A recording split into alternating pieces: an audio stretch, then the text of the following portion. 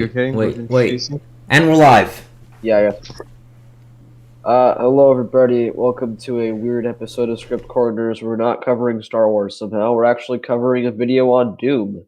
This is how Script Corners should be. Today we have a new guest, a British Potato. I don't think he's been on before. Have I? I don't know. No, you haven't. No, he hasn't. You just got into a massive debate with Replica. Well, it wasn't really a debate from what I've heard. It was retardation is what it was. Yeah. And then we Makes have sense. the Stupidity Slayer. Hey. He's a Likes semi-normal guest, and he likes Doom. Yep. And today we're covering a video on why Doom Eternal's bosses are badly designed. Well, it's a ranking of Doom Eternal's bosses, but it's got really, really bad points against the entire game and the bosses. So it's an attempt to show like, oh, this boss is better than this boss, but they're both bad, etc. Yeah, pretty much. That sounds fun. Yeah. Where's the watch together? Wait, I put it in Site 19. Thank you. It's okay. Spooky, are you in there? Well, there's two Spookies, but yeah. Okay, we're all in it. Alright. So, have we started in terms of the...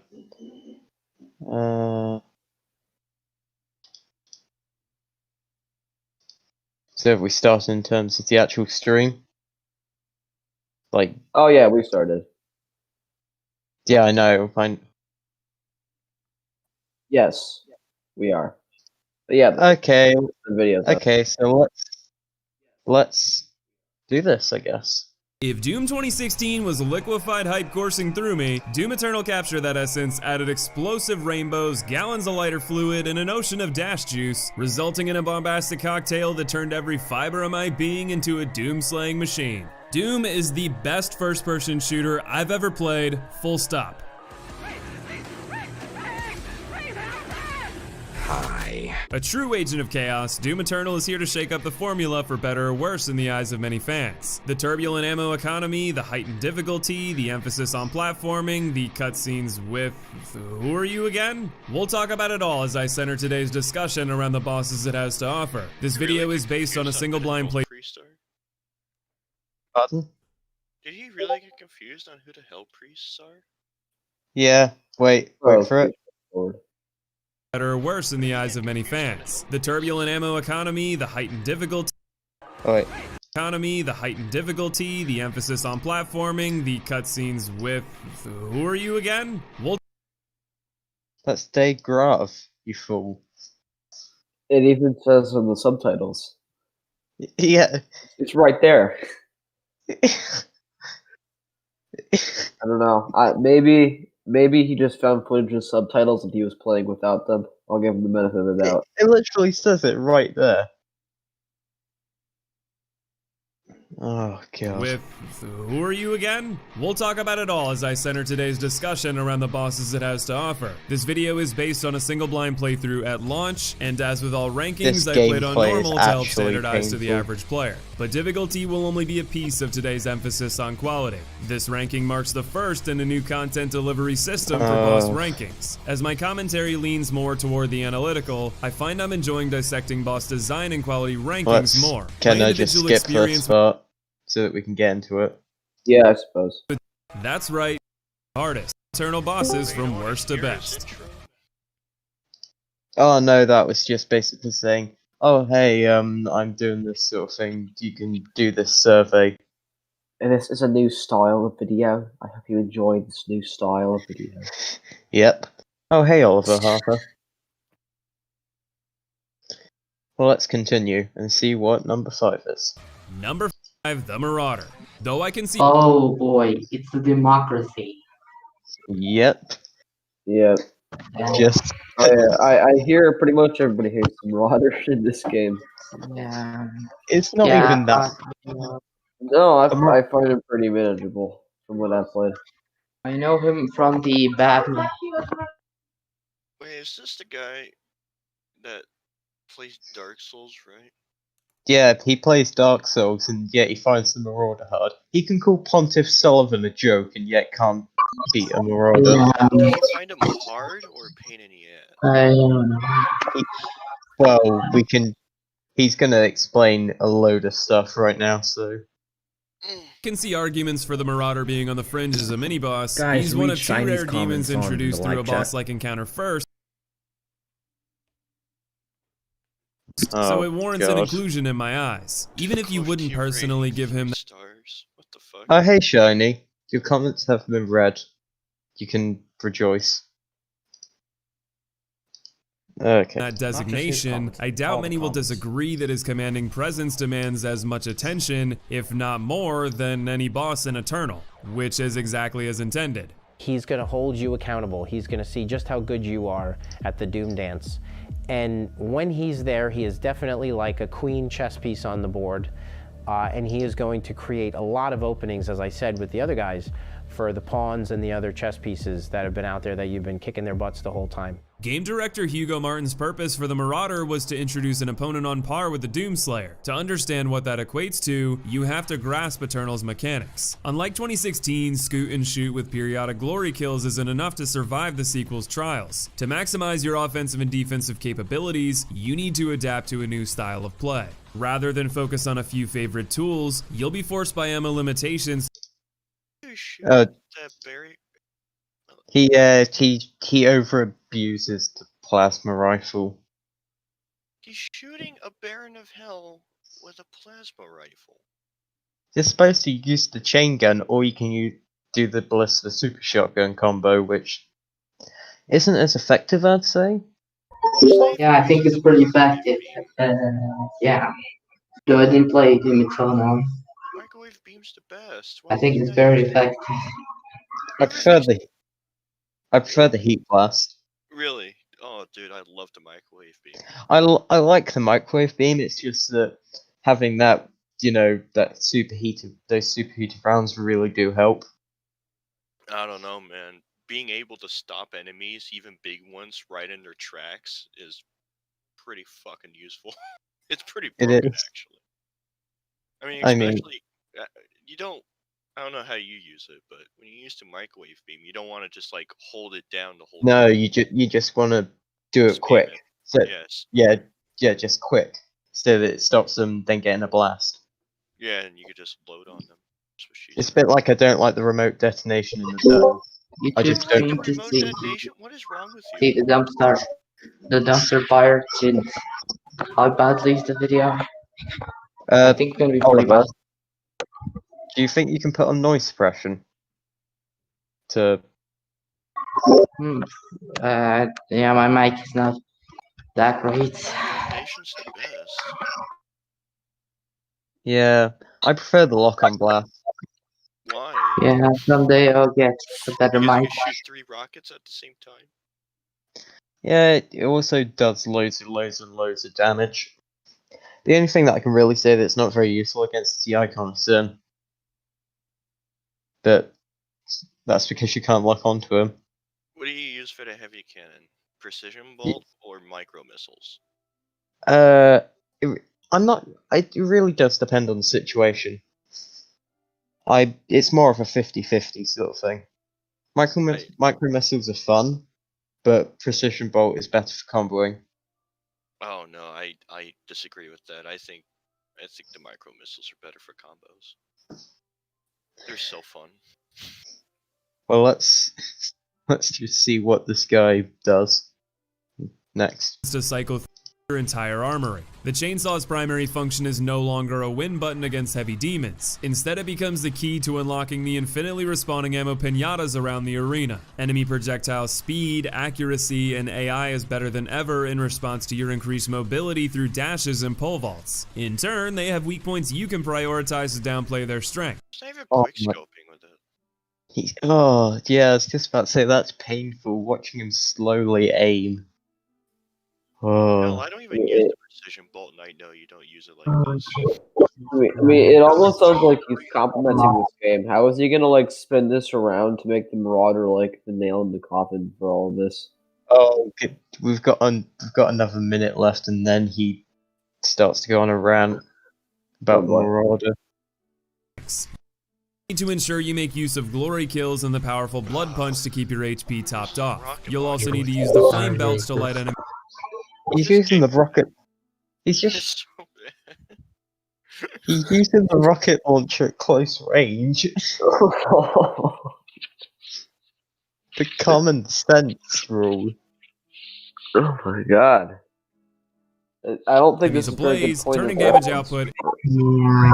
I don't think this is a very good point of reference for testing, for analyzing the combat of Doom Eternal. Yeah.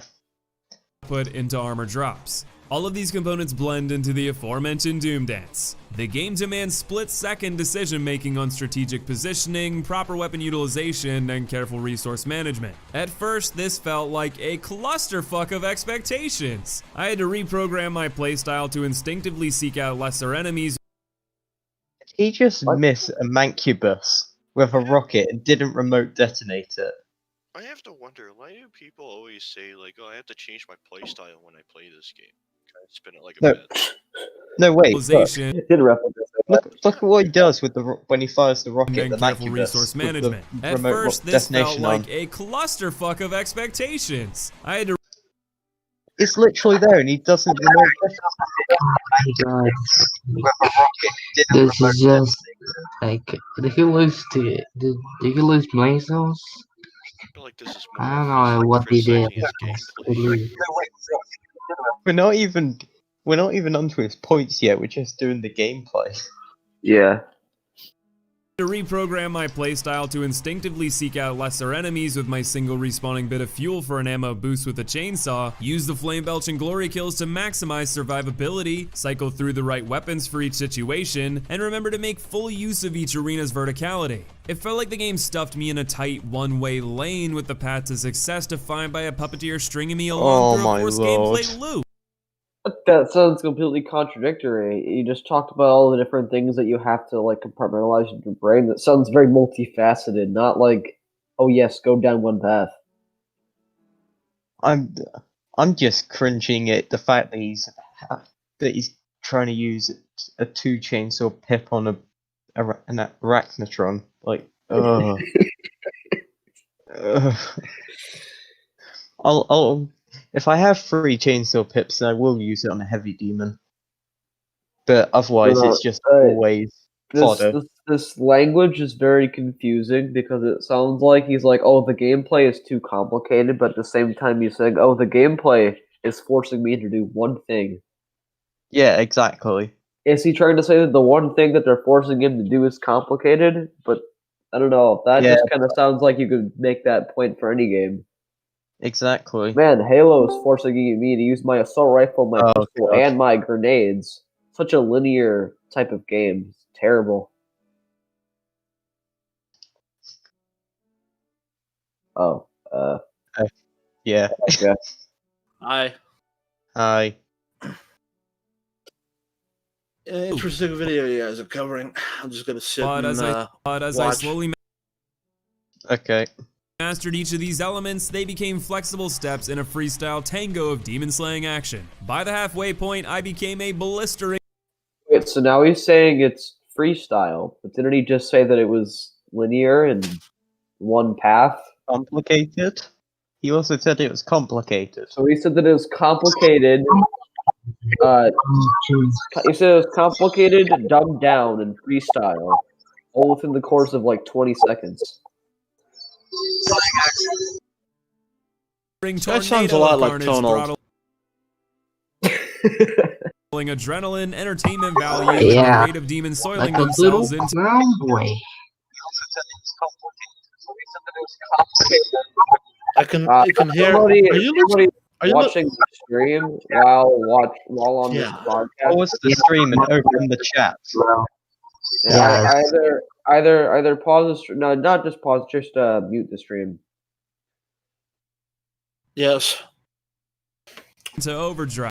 That is until the Marauder snapped the conductor's baton in half and introduced his own chaotic concerto from the depths of development hell. There's no the depths of development hell. Yeah. Oh my god, Jazzy Zamp and Shiny Mimikyu are just arguing about Pokemon in the chat. Yeah, I can see. Guys, this is a Doom video. I don't know what I'm thinking about exactly, but those Marauder guys, they like remind me of some of those like really tough enemies you have in some old games that were really hard, but if you know how to beat them, they're quite easy. I don't know. That's pretty much the Marauder. Like Dark Souls 1? I'm not talking about Dark Souls 1. I'm talking about, like, I don't know, just some, like, old games. I don't know. You know, those I guess you could say, like, those tough, heavy enemies that you have in some games that take, like 5 times. I think a good example would be the Cyber Demon, honestly. Well, I mean, pretty simple way to beat him, but if you don't know that, you're going to have a bad time. I'd say the Archvile. That could be. Is the Archvile in Doom 2016? I don't.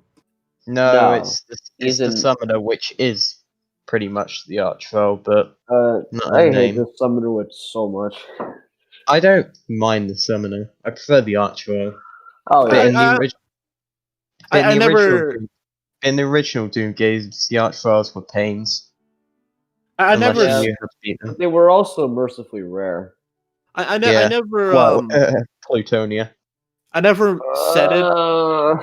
I never said it during my streams, but I did actually kind of like them as enemies because they were a little bit more. You have to be more careful with them. You couldn't just tack them head on because they just teleport away and throw a fireball or fire laser wall thing at you. Okay. Let's get on to more of his points about the Marauder. No mystery in his madness. Like all bosses on today's list, you're given the recipe for success from the word go. Stay too far away and he'll chunk your HP with an axe toss. Get too close and you'll be blown back by a shotgun. You'll need to find a happy... He just got in the Marauder's face and fired an ice bomb at it. What does he think? Concerto from the depths of development hell. There's no mystery in his madness. Like all... Look what it says there.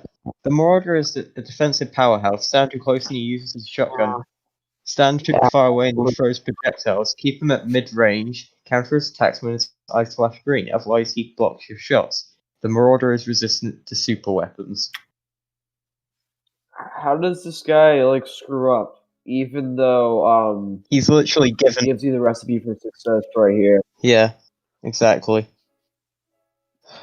Bosses on today, you're given the recipe for success from the word go. Stay too far away and he'll chunk your HP with an axe toss. Get too close and you'll be blown back by a shotgun. You'll need to find a happy middle ground where his eyes flash green, indicating a melee slash with a half-second windup. That's your window of opportunity to counter. Any other forms of offense are met with a shield powerful enough to turn a BFG to a fart in the wind. It said he's resistant to super weapons. Well, he doesn't seem to be resistant. He seems to be just invulnerable to them more. I mean, he shoots the BFG at him and he doesn't even stumble. Are those not the same thing? In the case of what Doom Eternal's trying to communicate to you? It's basically saying use this weapon on him is a big no-no. You could use the BFG on the Marauder. Yeah, you can, but it's just you need to. It's very clear that the game does not want you to do that because it's not a very convenient way to take him down. It's trying to make it as easy for you. Yes, but a load of people just don't. With precise aim, BFG static, remote rockets, and ice blast can inflict damage and create openings, but your primary method of attack is to nail him through. Pardon? Oh my god. He's just using his brain, only using his brain cells today, like doing his video. Yeah, I think his points would have the slightly more bearing if he didn't play so poorly. Potato, what did you say though just then? Uses the heavy cannon against the Marauder. Exactly. I mean, you can use the scope against it, and it does fair damage. But the ballista and super shotgun are definitely the best, with some frag grenades maybe. Oh yeah, definitely. Okay, more. Through his rate invulnerable state. On the surface, this might not sound too bad, but you have to consider his disruption Listen to the this status music quo. though in the background. While there are ways to handle the Marauder efficiently, they require your full attention for more than a moment, which is more than enough to create openings for the lesser enemies to chip away at you. In the boss encounter, this isn't as much of a problem. Though the arena is small, there are plentiful basic enemies to keep your armor, HP, and ammo stocked. Even so, you've regularly got an axe up your rear, so I all too often found myself bouncing from enemy to enemy until I was stocked enough to feel comfortable facing it. This is exacerbated by the flaming hellhound he summons to feast on your cowardice. Only not for your cowardice, only if you shoot rounds into his shield. It's the punishment for it. Indeed. Yeah, it's a pretty manipulative way of framing it. It's your punishment. The only one that's to blame for that is yourself. Don't blame the game for your own problems. It's a featherweight in terms of HP, but its pursuit, damage, and ability to disrupt your mobility is a monumental nuisance. Once you finally do go toe-to-toe with the Marauder himself, you still need flawless timing and expert evasion to get the most of the encounter. His offensive capabilities are more than enough to punish. Yeah, what did Hugo Martin say? He's like a queen chess piece. He diverts your attention towards himself. You want to get rid of all the pawns first before you can take him out. He's still going to be tough. He's a queen chess piece. But still. You don't have to take out all the other fodder. You don't have to, but it makes it easier. Oh yeah, of course. Well, wiping my ass with wet wipes makes my job easier, but I don't use them. Exactly. You don't have to, but it just makes it easier. See, this is what makes Doom Eternal's gameplay so diverse. You have one specific way of doing it, but you can do it in multiple different ways. You can vary that specific way. No. It's very linear and straightforward, unless it's complex, but it's also freestyle. Yet it feels like it's going down one specific path. Oh wait, remember you have to shoot a grenade into the Cacademon's mouth. You have to. Yeah, well, you don't have to, but it just makes it easy. Yeah, I know. That's. I'm You must. You must. Required. Yes, You must. The developers will break down your door, destroy your gaming console, and shoot you in the head if you don't fire a grenade to the Cacademon's mouth. You get that? Mick Gordon will just come to your house in a Doom Guy suit. As Crymore said, if you don't shoot a Cacademon in the mouth, you're not playing at peak efficiency. Everybody's talking at once, I can't hear. Use the bloody grenade. You need to use the grenade in this democracy. Punish any mistakes. The only way. It's the only way. Throwing you back into the resource restock loop. It works okay in a fight where he's the only major threat, but his boss battle is merely the appetizer. After this, I mean, I'll shoot ice bombs at the enemies, and if the Marauder is round, yeah. Is he trying to say that the enemies you encounter are more of a threat than the Marauder himself? No, they just divert your attention away from the Marauder. Well, because he says that the Marauder boss battle is just an appetizer. I mean, he is kind of a mini boss, isn't he? Yeah. Well, I agree, but like, if it's just him and a bunch of like imps or something, it's like the imps are like the appetizer. He would be the main course. The way he's framing it is like, oh yeah, there's the Marauder, but then there's all the other far less powerful monsters. No, what he's trying to say is that the boss battle itself is just the appetizer. His later appearances are the main course. Also, can we just appreciate the muscles on the muscles of Doom Guy? Like, look at those fucking biceps. Holy fuck. Yeah. Apparently apparently they're bad because he has a sausage arm or something like that. I don't know. Yeah, that's a weird criticism. If anything, you would want him to be. It feels like, dude, I want to be bastardized. to have fucking ribs. To look at them. That is. It looks like he ate. It looks like he ate both Stallone and Arnold Schwarzenegger for dinner. Yeah. Did you say? No, it looks like he ate Stallone? every single wrestler in existence, then down 50 pounds of steroids, Okay. and then When ate a when blue you put whale. the Doomslayer. Okay, maybe not that much. I mean, he's not 5 meters tall. Like he even, like I even have a good idea for a DLC, like for Doom Eternal. Sausage arms are cool anyway. I mean, I've noticed in a lot of new games that they tend to screw up the proportions on arms and stuff like that. Well, they do that because they want you to have the power fantasy. They want you to feel like the badass. Yeah. Oh no, I mean, This is why I mean, like, what I meant, potatoes, that like Because they're they too have to thin. male fantasy. Like you got people that are just too thin. Right. It looks like sticks. In fact, I would say that when they're like super buffed like that, then they're actually more realistic necessarily. We're nearly off the Marauder, luckily. Okay, a serious question. Question. Would you guys go gay for Doom Guy?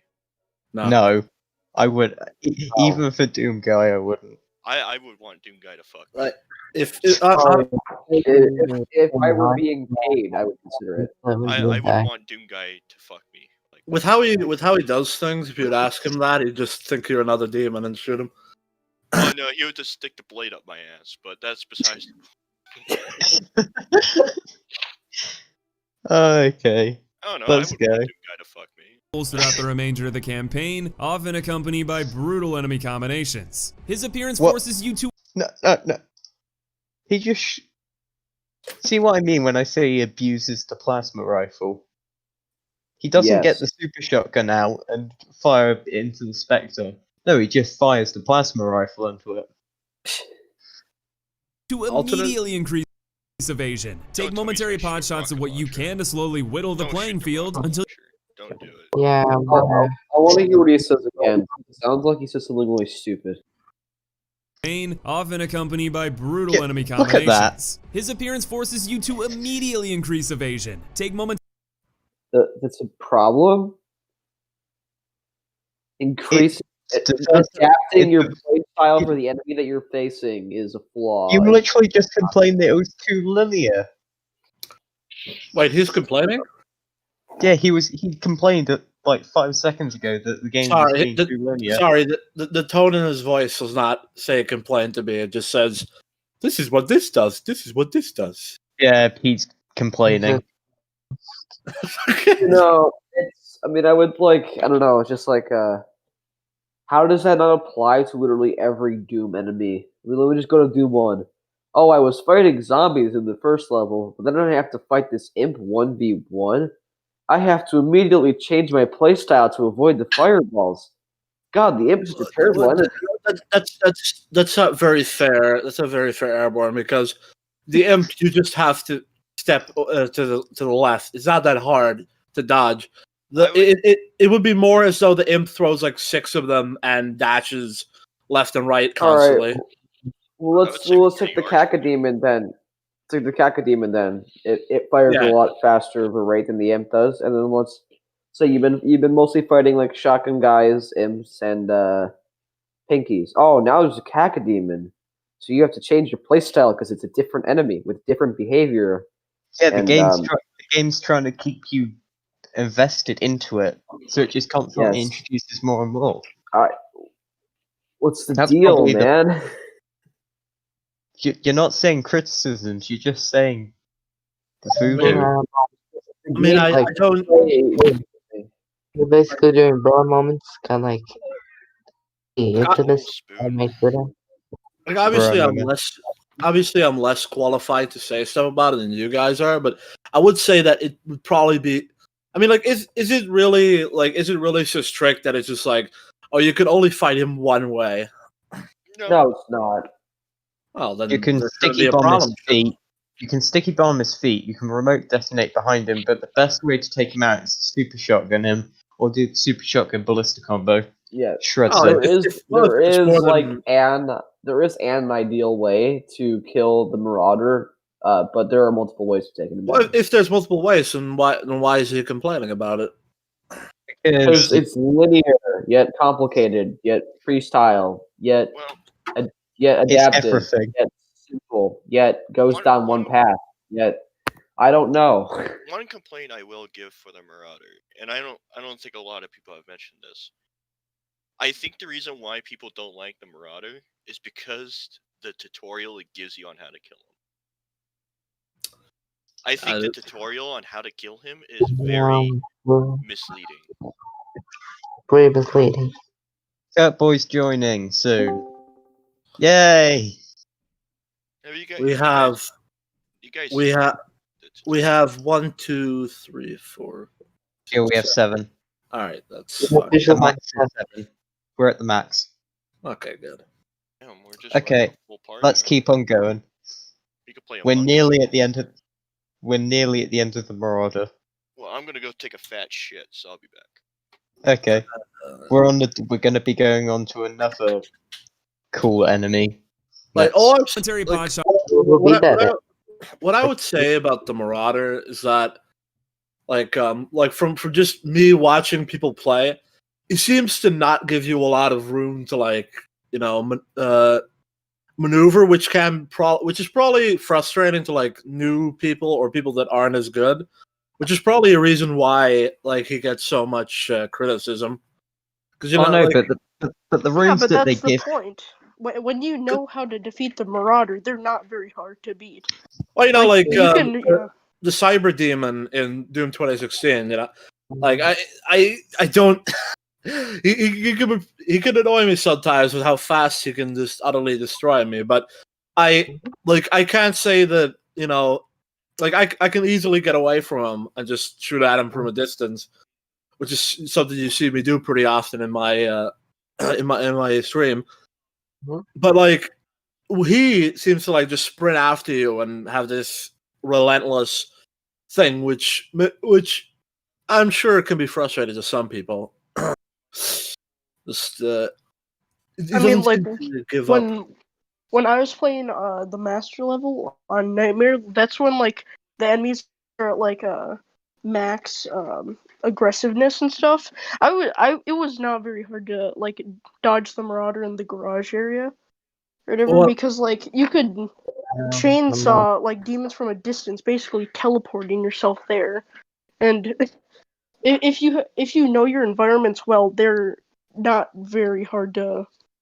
I wasn't talking about that card, boy. I was talking more about just sort of running away from him and getting your bearings, I guess. I don't know.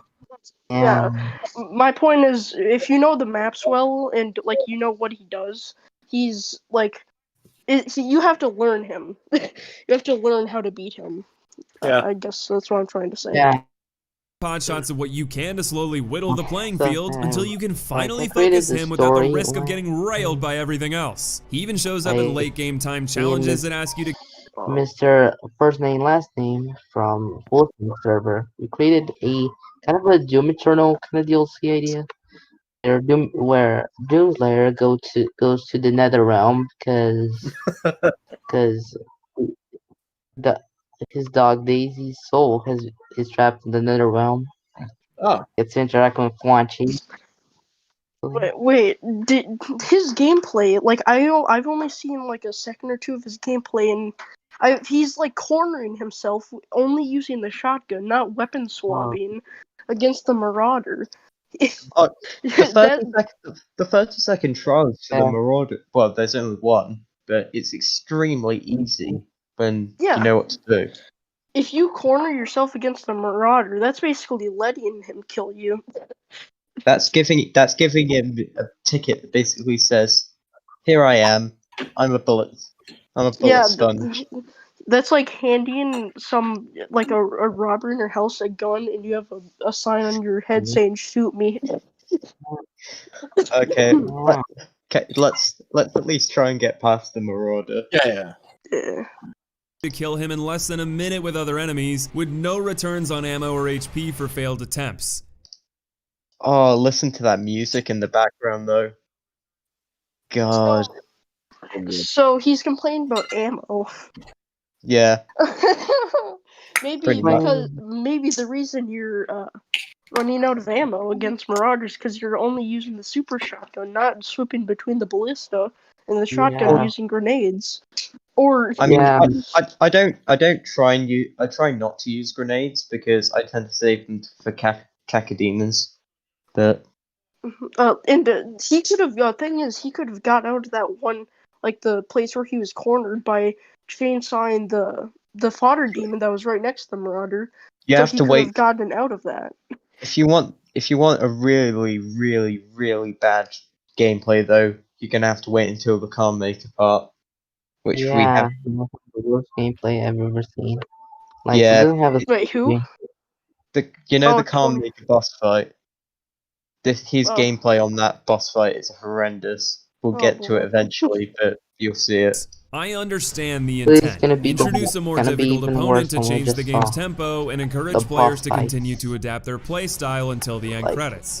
Without a doubt, the Marauder forces players out of their comfort zone. He adds immense pressure in a way that cannot be. What's wrong with that? Yeah, because Doom is a very comforting game used most of the time. You know?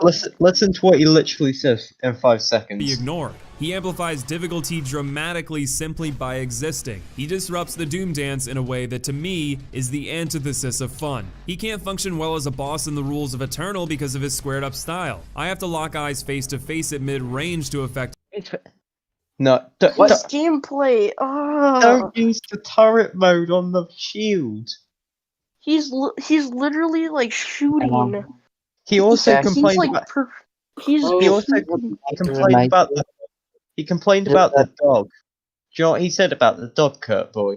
What? He says he spawns a hellhound. He spawns a hound out of hell because of your negligence or cowardice. Cowardice is you. He only spawns if you shoot his shield, which he's doing, but he's too much of a moron to realize that. I would say it's like I think we might have to listen to some Mick Gordon music after this to cure ourselves. Jesus Christ! Oh. To effectively bait openings. Those openings are so brief that errors are understandable. He wasn't even shooting at all. He had everything all screwed up, and I have to lock eyes face to face at mid-range to effectively. He has one bullet left in the. Oh, I didn't even notice that because the YouTube logo is in the way. Oh, we bait openings. Those openings are so brief that errors are under. That's wow. That's weird. Yeah, he seemed to not realize that he ran out of ammo. What the hell? He doesn't even realize he just ice bombed. You guys can say what you want about my gameplay, but that's not something that happens with me. Yeah. What the hell? Yeah. What do you guys think of Doom Eternal's ammo system compared to 2016? I think it helps. It balances What? the game much better because you can't just run around with the super shotgun anymore. You can't. Well, I mean, the Gauss Cannon super shotgun combo is still pretty much prevalent. Yeah, but you don't have as much ammo anymore. But in a way, that makes it a lot nicer. Things are more balanced. I would say I would say my only criticism of it is just the it's very different from the other three, or the more like Doom 1, Doom 2, and Doom 2016. That's just how I would put it. I've just realized something. I agree that I definitely agree that it's an improvement, but I just find it I find it a bit of a jarring shift where it's like, you gotta. He's annoyed me. Where it's more about conserving ammo, whether ammo wasn't really a scarce commodity in the other Doom games, so it's more about survivability than it is about management. One thing I can say is that yes, it is kind of jarring, but this guy doesn't exactly strike me as the person to play Doom 2016 every single day. Oh no, we might have to cover his Doom 2016 video next. What does he say? It's a masterpiece. No, well, wait. I wouldn't be surprised. So we're at I wouldn't 6 be minutes surprised. 51. Wait for it. I didn't play Doom 2016 or Doom Eternal yet. For boss So rankings, as my commentary leans more so worse in the eyes of many. Gameplay. I really do think he could have even last Doom today. is the best Combat first League. Wait. He could. You went back to the beginning. Well, no. I just wanted to answer Kurt's question on what he thought of Doom 2016. Be quiet. Be quiet. No. The other guy was talking. Oliver. My name's Oliver. Yeah, I know. I'm just trying to show Kurt something quick. Fiber am I Yeah, what being did he into a think of Doom it? slaying machine. Doom is the best first-person shooter I've ever didn't play Full Doom stop. Eternal, Doom 2016 yet. That's first-person shooter. But Yeah. true agent of chaos. I wouldn't even say Doom 2016 is Wait, the best Oliver, first-person you haven't shooter. played. Oliver, you haven't played 16 Eternal yet. I haven't played to Fair yet. effectively bait openings. Those Yeah. openings are so brief that errors are understandable. That's No. really such a weird moment. Like, did it not click in his head that he had no ammo left? What the hell? Yeah. Yeah. Health or armor, It- like the like- bosses in So, he 2016, thinks you're Doom forced to 2016 rely is on the a new tools of masterpiece. Eternal Huh. and scattered fodder to farm Mom. resources. This takes focus away I from can't him play entirely, leaving you wide open I didn't play. I to really both like his Doom 2016, but even I wouldn't call it a masterpiece. No, me neither. I don't know why people say that, because I don't. Probably it's probably my game of the year for 2016. That's for sure. Probably. I was almost say that like Doom is in like a different genre than just raw first-person shooter, because they always tend to win. I don't know. I don't think that they would be more with games where you just blow up shit. That kind of category. Like, Well, it's an arena arcade shooter. Yeah. It's not like Call of Duty or Halo. It's an arena shooter, not Yeah, a shoot scoot sort of thing. I guess I don't know why it's arena, but I mean, I guess It always struck me more as a successor to Quake than Doom. what's just a question. What about the originals is arena? Because those are more like maze kind of like levels. Yeah, There's still a lot of open areas in them though. Yeah, there's a decent it's not amount of open areas. multi-layered. Like there are some more cramped hallways, which is why I would consider Doom 1993 to be like kind of the first arcade shooter rather than the first arena shooter. Yeah. But it still definitely has arena elements. There are a lot of very open rooms, a lot of bosses to fight, especially or not bosses, enemies, but the bosses themselves are incredibly arena based. Mm-hmm. Baron Bros, Cyber Demon, Spider Mastermind are all in these wide open areas where you're circle strafing. Yeah, I think 2016 was where like really went into the arena category, and I think it was for the better, because I don't know. Yeah. I like arenas more than like mazes. Yeah, I But will say that's just a personal preference. one thing I will kind of rip into with Doom 1 and 2 is they kind of put you in all situations where you're just firing down range at a horde of enemies rather than moving around. Yeah. Well, Yeah, it always struck me more as a successor to Quake. This game. Yeah, this one right. Yeah, Doom 2016 and Doom Eternal, especially Doom Eternal, definitely takes more from Quake than including the quad damage. Yeah, I'll be right back. Okay, let's continue. and Oh, his God. doggo's brutal assaults. This is only intensified when that fodder becomes heavy demons in the later encounters. The Marauder represents a major component of what a boss has the potential to be. I don't know what happens to the democracy. What's going on there? He's flaming and then chainsawing a low-level zombie. Oh yeah, that's what I do. It gives you armor and it gives you ammo. It's pretty good. All right. That's true. I did not play Doom. I've only played Doom Eternal a few times, but so I'll give him a slight pat on the back for that. A chaotic disruption to the normal gameplay loop with creative mechanics that challenge the player in ways unique to the rest of the game. But he does it in a punishing way that makes everything satisfying about Eternal's gameplay loop grind to a halt. I won't pretend it has no merit at all. There is value in the concept of keeping the gameplay loop fresh. He has cool lore. What? He's shooting the shield.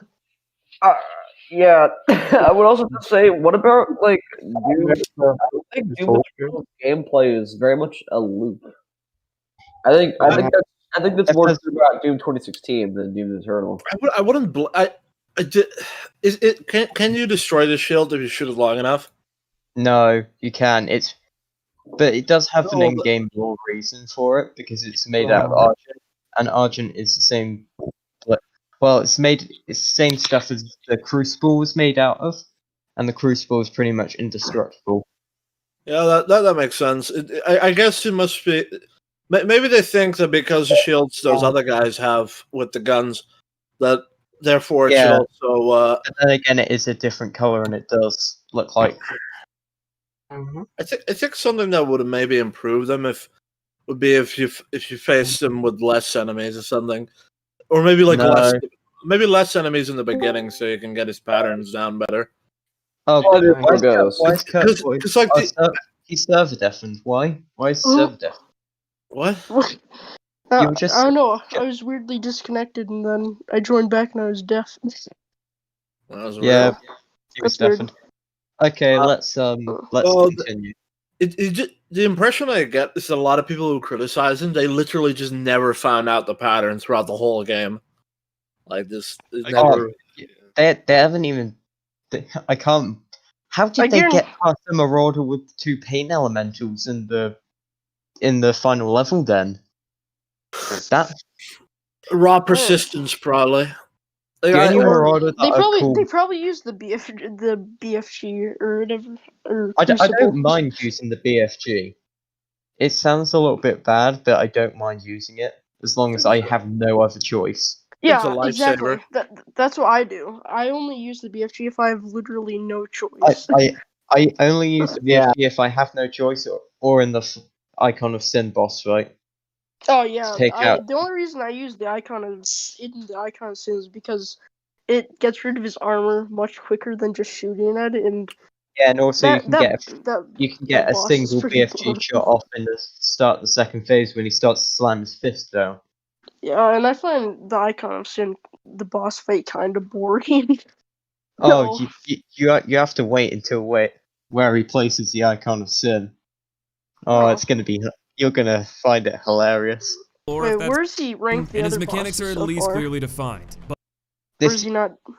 He's not. He's the first one. This is the first one. This is number 5. We're almost halfway through, and he hasn't even finished about the Marauder. But I'm not going to pretend I enjoyed fighting him in his current state whatsoever. Get rid of the dog, make his window of vulnerability slightly longer. That would ruin. Yeah, he would be so easy to fight. This guy can call Pontiff Sullivan a joke. The dog is barely even a threat. Like, yeah, it might get like a hit or 2 in on you, but if guys, you're aware... remember this though. Remember this. This guy can call Pontiff Sullivan a joke. Take that in. Oh my god. Wait, what did he say? The Marauder feels like an attempt at making an enemy that can really make the player feel like he's up against the wall and got like some worthy competition. No, the idea behind the Marauder is that you're facing yourself. Yeah, he's basically a demon version of Doom guy, except with the shield. And a permanent crucible weapon. Mm-hmm. Okay, man. Okay, let's try and get to number 4. Slow his speed by 10%, then buff his damage by the same amount. He would still serve the same role, still be a potent offensive threat that demands attention, while allowing the player a more forgiving opportunity to strike back against him and the demons around him. As he currently stands, despite my respect for the intent, PS4. I can't see him as anything. Yeah, so do I. I had better gameplay on my first run. Yeah, I'll be the first person to say I'm not very good at I'm not even good at first-person shooters. Yeah, I'll admit my first playthrough of the game, it wasn't good, but at least it wasn't this bad. I struggle on Doom 1 and 2 on her be plenty. No, do you want to know? I mean, I could still beat the game, but just like I struggle at it. I think I could do a better job than this guy. The only enemy that I've really struggled with is the Archvile, and that's mostly because of his firewall shield. On my first playthrough, I struggled with them because I didn't really get in their face much, and like I was like, oh, but there's the problem is the firewall oh my forces god. you. But the then firewall forces you. But then on my second playthrough, like I started getting more up in his face, and more aggressive, and it helped a lot. What I try and do is that I try and get in its face, or I try and use lock-on rockets on it, because that shred it. I mean, on my very first playthrough, I never got an Archvile glory kill. Because I just decimated them with the lock-on rockets. Him as anything more than a the pain elementals, those get shredded by the lock-on rockets. Balanced enemy and the worst boss of the bunch. Number 4, Doomhunters. The Doomhunters are the other rare enemy that introduces us first. They are also a near perfect contrast to the. I have a question. Is he ranking them on difficulty? No, look at the title. Worst. Ranking. How well they're designed. Oh.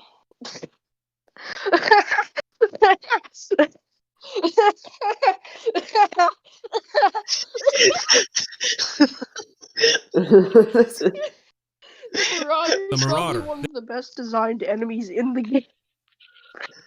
Oh no! Look to see what he ranked.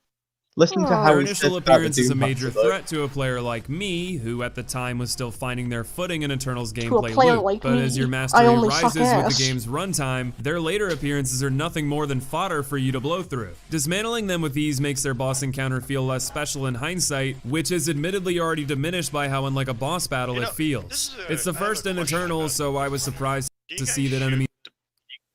Oh my god, his first criticism of this boss is that it doesn't feel like a boss battle. It's got a health bar. It's a giant enemy. But do you want to know what his reasoning behind it is? It's because of all the enemies in the arena. What? Yeah, like... When you guys fight the Doomhunter, do you guys use the plasma rifle and try to take out his shield first, or do you take well, it depends. It depends how early in the game I am. If I'm really early in the game, then I use the plasma rifle to take out shield and now lock on rocket him. If not, and it's in the late game, I use the turret mode to completely vaporize his sled, and then use the lock on rockets or the super shotgun. I mean, I thought that guy in the dark suit that is like massive, whatever he is in 2016, wasn't really much of a boss, but. Are you talking about the Cyber Demon? Yeah, he's talking about the Cyber Demon. That's literally the Cyber Demon is the Cyber Demon's the best boss in 2016 and probably exactly. What? Yeah, that's the best boss. Hold up. Do you mean that guy with the horns on his head? Yeah, that guy. He was a boss? No. Giant health bar. Sorry, I'm. Like, are you talking about that guy? You're no longer welcome on this podcast. Are you talking about the guy? You're no longer welcome. Wait. Are you thinking of the Baron of Hell? Well, you're making me think about him, and I don't think he's a boss. So, he is the guy with the giant health bar. Fires, and he's got a rocket arm. He's got an arm that shoots rockets. And he throws that guy. I didn't consider him much of a boss, but obviously he was supposed to be a boss. Like I'm not sure how valid it is to say that. Like it doesn't feel like a boss, especially. I mean, if it's meant to be a boss, then it's a boss. That's how bosses work. Well, bosses meet a specific criteria. They're a challenge. Well, they're either a challenge to a player. They take what you've learned, or they usually have a health bar top or some sort of health bar, and they have a variety of different attacks that cause the player. Then does that make the Cyber Demon and Spider Mastermind from Doom 1 not bosses? They don't have a health bar. Well, it really does depend. They can have health bars or not, I'd say. I like a counter to this guy, the Democracy, whatever his fucking name is. The thing is that they introduced the boss, and then like you beat him, you're like, oh, that was pretty difficult, and then like, oh, I'm glad I won't have to fight those again, and then they throw it in a later arena to like throw a curveball at you to get the. You're like, they throw them at you first in the Art Complex Slayer Gate, where there's 2 of them, but then they later do it at the Phobos level. Yeah, see, like that's interesting because with how easy that cat and guy thing was, like I thought he was gonna show up later, but it's a girl, bro. It's a girl. We need to cover his 2016 video next. Yeah, Replica, you're gonna get canceled for calling the bald lady guy. How is? No, I'm not talking about that Olivia Pearce bitch. I'm talking about the Bulgar demon. That's the cyber demon. Yeah, she turns into the. Yeah, no, not. Oh. I'm sorry. I was talking about the cyber demon again. The Spider Mastermind is probably the weakest boss, I'd say, in 2016. No, I disagree. What was the one? I don't remember his name. Hell Guard. The Hell Guards. The shell. The Hell Guards were the hardest. I complained a whole lot about them, but I do remember saying that they are a worthy challenge. For sure. I like the first phase of the Hell Guards, but I think the second phase pushes them down under the Cyber Demon. Yeah, I barely remember them, so I can't really comment on it. How's the Cyber Demon the best one? Like, all I need to do is just gun him down with the plasma thing until he stops attacking me. Yes, that is the point of the boss fight. That's the point of every enemy in the game. That is literally the point of Doom 2016 is to unload a barrage of ammo for as long and hard as possible. Well, that spider crab thing at the end, like at least he did like this thing. Spider Mastermind. Yeah, it's seriously his name. Her name. Well, we don't really know. Don't assume the Spider Mastermind's gender. I will gladly assume it, considering that is literally the trophy for the Cyber Demon. Once you kill it, at least on PS4, is shoot it until it dies. Exactly. Yeah, that's the point. That is the point. Yeah, I did actually get that achievement. You're right. Wait, that's the point. I'll actually share my screen and wait. God, no, that's going to disrupt the stream. Oh yeah, I can't. Wait. Okay, yeah. Let's get back to this. Let's just continue and try and get let's get back to this. But they were an integral part of the fight. As I later understood, let's try and get past basic this enemies boss to stay stocked, but I ask again, because this what next was wrong with one is 2016's method he's of giving running you resources? away from it. Did you see that? He's gonna talk about how Doom 2016 is a masterpiece. Just destroyed the shield and then didn't fire any rockets at it. For countering certain moves or hitting certain stages of the fight. This allowed one-on-one combat to shine with your limited resources just fine. I understand Doom Eternal is its own game and wanted to accomplish different goals. Oh, he's actually doing a different strategy. He's firing up. Oh my god! He's like trying to aim for the bobsled, but his aim is like a foot too high. Maybe he's playing with a controller. He's actually doing pretty good damage to it. Well, I play on a controller and I have decent aim. He's playing on a PC. Yeah, he's playing on a PC. Also, he's got caps. He's got caps as the grenade fire button. Yeah. Oh, that's I played Doom 2016 on Switch. Like I got the worst setup in the world, and I can do better than this guy. Yeah. I mean, this guy's gameplay really that bad? Can we get to boss number 3? Because I think that one's going to cause a riot. A key component of a successful boss fight is shaking up the gameplay loop with creative mechanics that provide a unique experience. The Doomhunter is a shielded enemy that can be damaged by lowering his shields with a plasma rifle or blasting off his rotary ass. After that, he'll blast you with big spooky shots, but fire away and he dies. There's little creativity or excitement, at least compared to anything else he faces. Shoot you with big. He just wasted that the heat blast when he was far away from the Doomhunter. Is this guy actually retarded? He's gonna shoot you with big spooky shots. Ooh. Well, I guess this is a good way to kick off the Halloween season of Script Corners. Goddamn. Spooky shots. To defend this guy a little bit, like when I played 2016, a lot of the a lot of the abilities and stuff that abilities. You're not allowed to defend this guy. Okay, calm down. Like I'm just saying that with how these games play, I won't fault anyone for just using abilities out of nowhere, even if it's not necessary. Like I kill plenty of imps with the. It's not that it's not necessary. He's just using it in such a bad way. It's not him actually using it. It's how he uses it. Exactly. That makes sense. That's the problem. Yeah, like. But when we get to number 3, you will see how bad this guy actually is. I'll explain one of the ways that I take down the Doomhunter.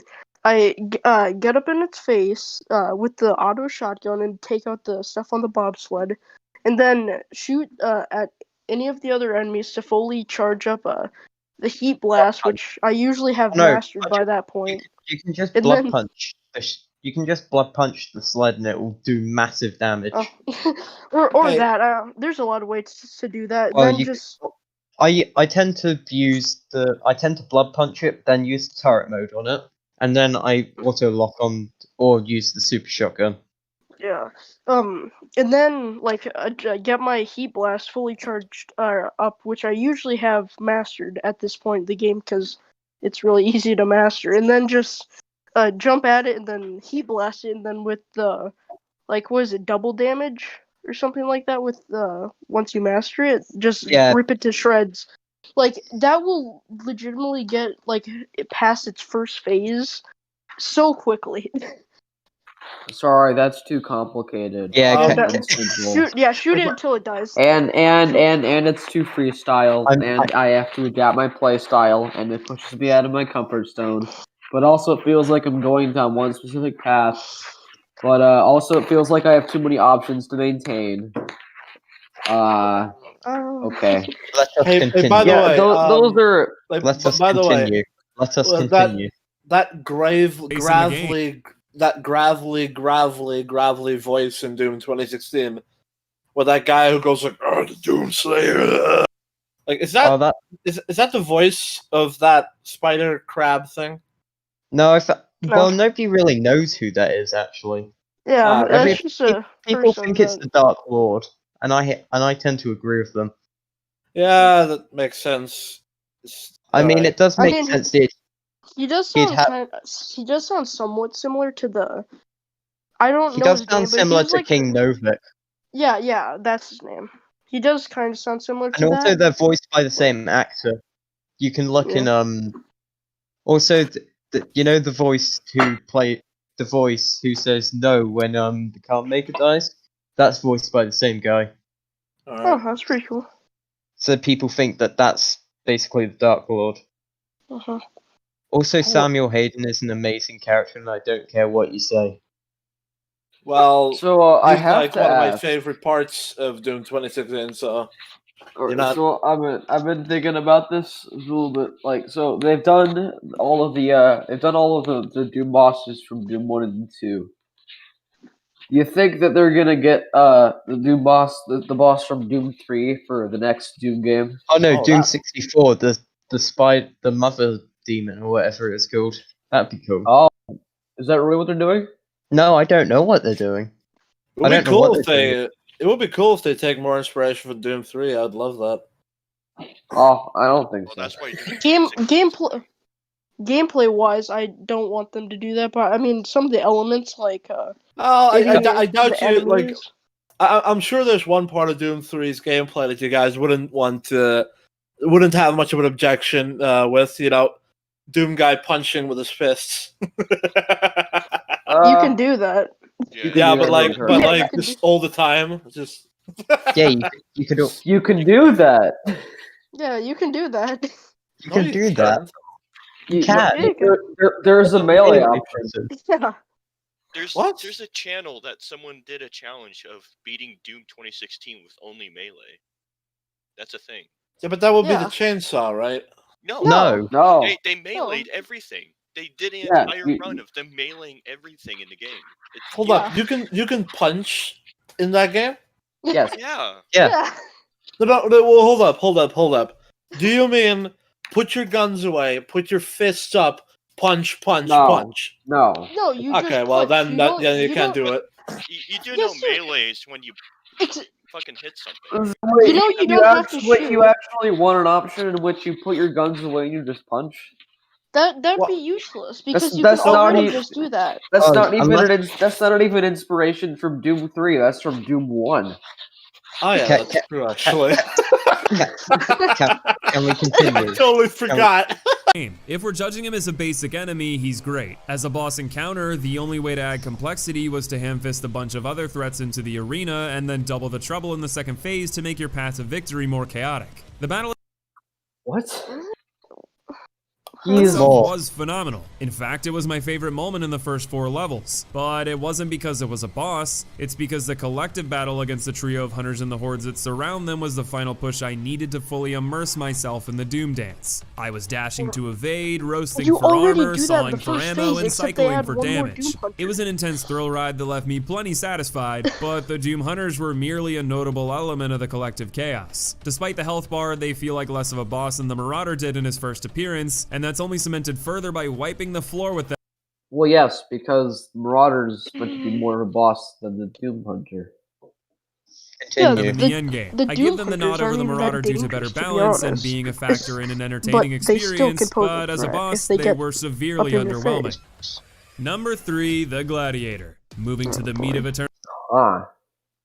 Yep, now you can see why If he puts the icon of sin at number 1, I'm gonna just leave. Wow. Because besides the Cymer Demon, that's like the first like real demon-looking ultra bad guy. Yeah, he looks like the goat horns. Gladiator is the best fight in Doom Eternal. I agree. I agree with that 100%. Well, he looks pretty cool. Is he kind of like a Minotaur? I don't think I've actually gotten that far. He's part of the evolutionary path that the Baron of Hell Knight. Stuff like that. So I have to ask, cool. why do the Hell Knights look like weirder now? Like instead of smaller barons, they look like just completely different. It depends on the Argent energy consumption. That's why. Well, it really does depend on the Argent energy consumption. I suppose. I don't know. I found it a bit more coherent. I found it a bit more coherent when the Hell Knights were like. Yeah, they used to just be like miniature Barons of Hell. Yeah. Whereas now they're a lot. Would be kind of a cool idea for like a difficulty. You know how like a Doom Eternal has like an extra life mode. Yeah. Make it like how the whole game, there's like everything. There would be like a little arc or whatever it's called, that like boost the enemies, but like make the entire game that would be really fun. It's like I don't know, just a random idea, but like buffed enemies the entire time. You thought his gameplay was bad up to now. You will be horrified at the gameplay that you're about to see. The meat of Eternal's dedicated bosses, we come to a literal arena battle. The lead into this fight is drenched in cutscenes, something I'm normally all for as a lover of narrative. We are not going to comment on any of the stuff that he's about to say, because otherwise it will take 10 hours. Driven games. Do we all agree? Doom, this was a fine. It's not even a long cutscene. Okay, I'm just gonna say that it's not even a long cutscene. A jarring tonal shift. 2016 went out of its way to balk at the idea of traditional storytelling, instead leaving environmental cues and ambient characters. Agreed. Yeah, that elevator scene is so good. Yeah, it's. I think that's my favorite Doom moment. If that was like half the game, then I would have like then I would generally be a fan. It displays well, so he much. does more. He does more stuff like that. Replica, like Yeah, that is. Like, there's visual. Vader. There's 2016 used a lot of visual and like he hesitates that when destroying Vega and makes a backup of him. That's literally. Yeah, there's I a noticed lot of that. there's a lot of visual storytelling. It's Yeah. like it's not always that obvious. Like how he looks down at the how he UAC guy, and how it purely contradicts for the betterment of mankind. Looks down at the Yeah. guy that's literally been I mutilated. always love that. Like, yeah, I think this is like my favorite cutscene in the 2 Doom games we've gotten from the new decade. Yeah, and another Your one dial- or another main example drivers is of like the experience. where he takes This out game the made me power thing when Samuel Hayden's like, okay, now carefully look. take out that, and he just Oh, look, guys, look who it's our favorite boy. look I'm how not they looking massacred because my boy. I'm not gonna look because I don't want that spoiled. I feel like I missed an how they entire game in the massacred my middle. boy. Who is this? Who are you? Why am I not ripping and tearing? Without reading supplementary material, Know their story. It's bad. I felt lost See, trying like, to piece this is together what was going Doom on. story, Not that I cared baby. much. Did we really need a backstory for the Doom Slayer? He's back. It's cool because that cutscene ties everything together, like the He's originals powerful. and He this. uses that power to kill demons. He's good at it. Doom 2016 established this power through action. Doom Eternal makes an effort to explain why through words. I didn't feel like that was an answer I personally needed, but if you enjoyed really reading the explain it codex through and words. immersing Wait, yourself. yeah, pause that. Okay, so he says, let's See all what I just mean when I use said it will take 10 hours to fully... Let me just quickly say my point. When he's punching like the normal people in the arena, and like he says guts, lots of guts. Does that explain his backstory to you? He's Yeah, that doesn't really explain. he literally has PTSD from his time in... Doom should be simple. Doom should be simple. We just saw the Doom Slayer killing demons like a regular guy. Now all of these hell priests talk like weird Shakespeare robots. Oh, I need to make I should do like a small video about that because we're gonna need to make a blooper of that now. And what you need to do is like take Doom guy from Doom 3 and like when it's like regular guy, look at him and he's like, what the fuck? And then it goes back to the Doom 2016 Doom Slayer. Like, it's just like, what do you mean, normal guy? Self in the lore, more power to you. I'm merely explaining why I won't be discussing boss lore or handing out brownie points for its inclusion in Eternal. That said, it's a fairly enjoyable... We don't really expect you to. Yeah. You're analyzing the bosses. I'm They still did a the bit same thing miffed by in them laying out 2016. If you mechanics from the wanted to start learn instead more of about letting the you story, figure it out the intuitively, codex is but there for it.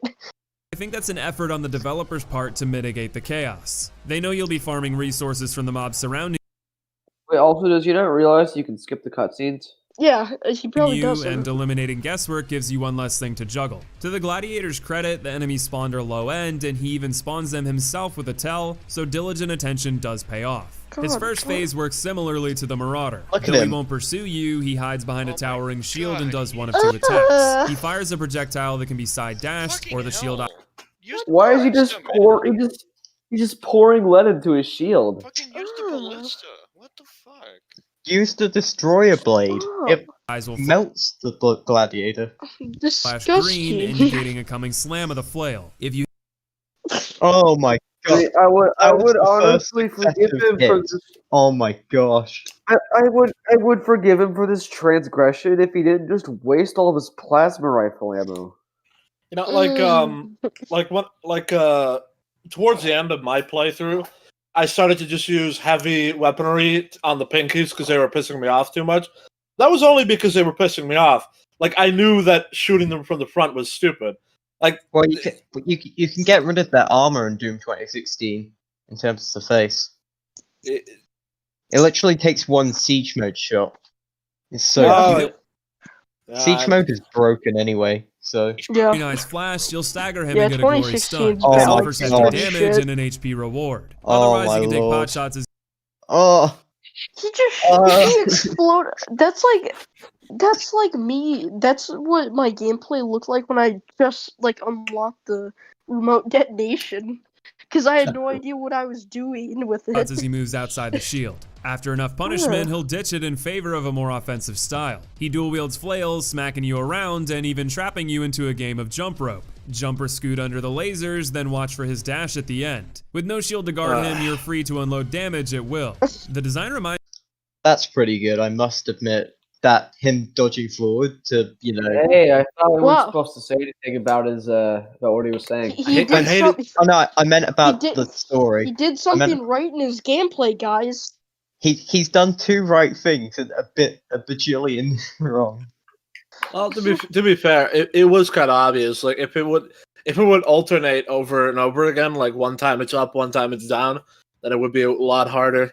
Oh no, it does do that. It does that every now and then. It's basically random. That would just kind of be a repetition of the Cyber Demon fight anyway. Yeah, Yeah, the I Gladiator hated that. does remind Gladiator does remind me of the Cyber Demon. Yeah. It does kind of look like him too. Like with a shielded phase 1 and an all-out offensive phase 2. Oh. The counter windows are Oh, How did he do that? I will say, like, okay. phase 2 of the boss, like when he gets rid of his shield, that's when the boss gets a lot harder. when you guys were like, I actually made him look like an absolute joke on Ultraviolence. I died to him because of how careless I was being, and they just started acing me. He went full rage mode.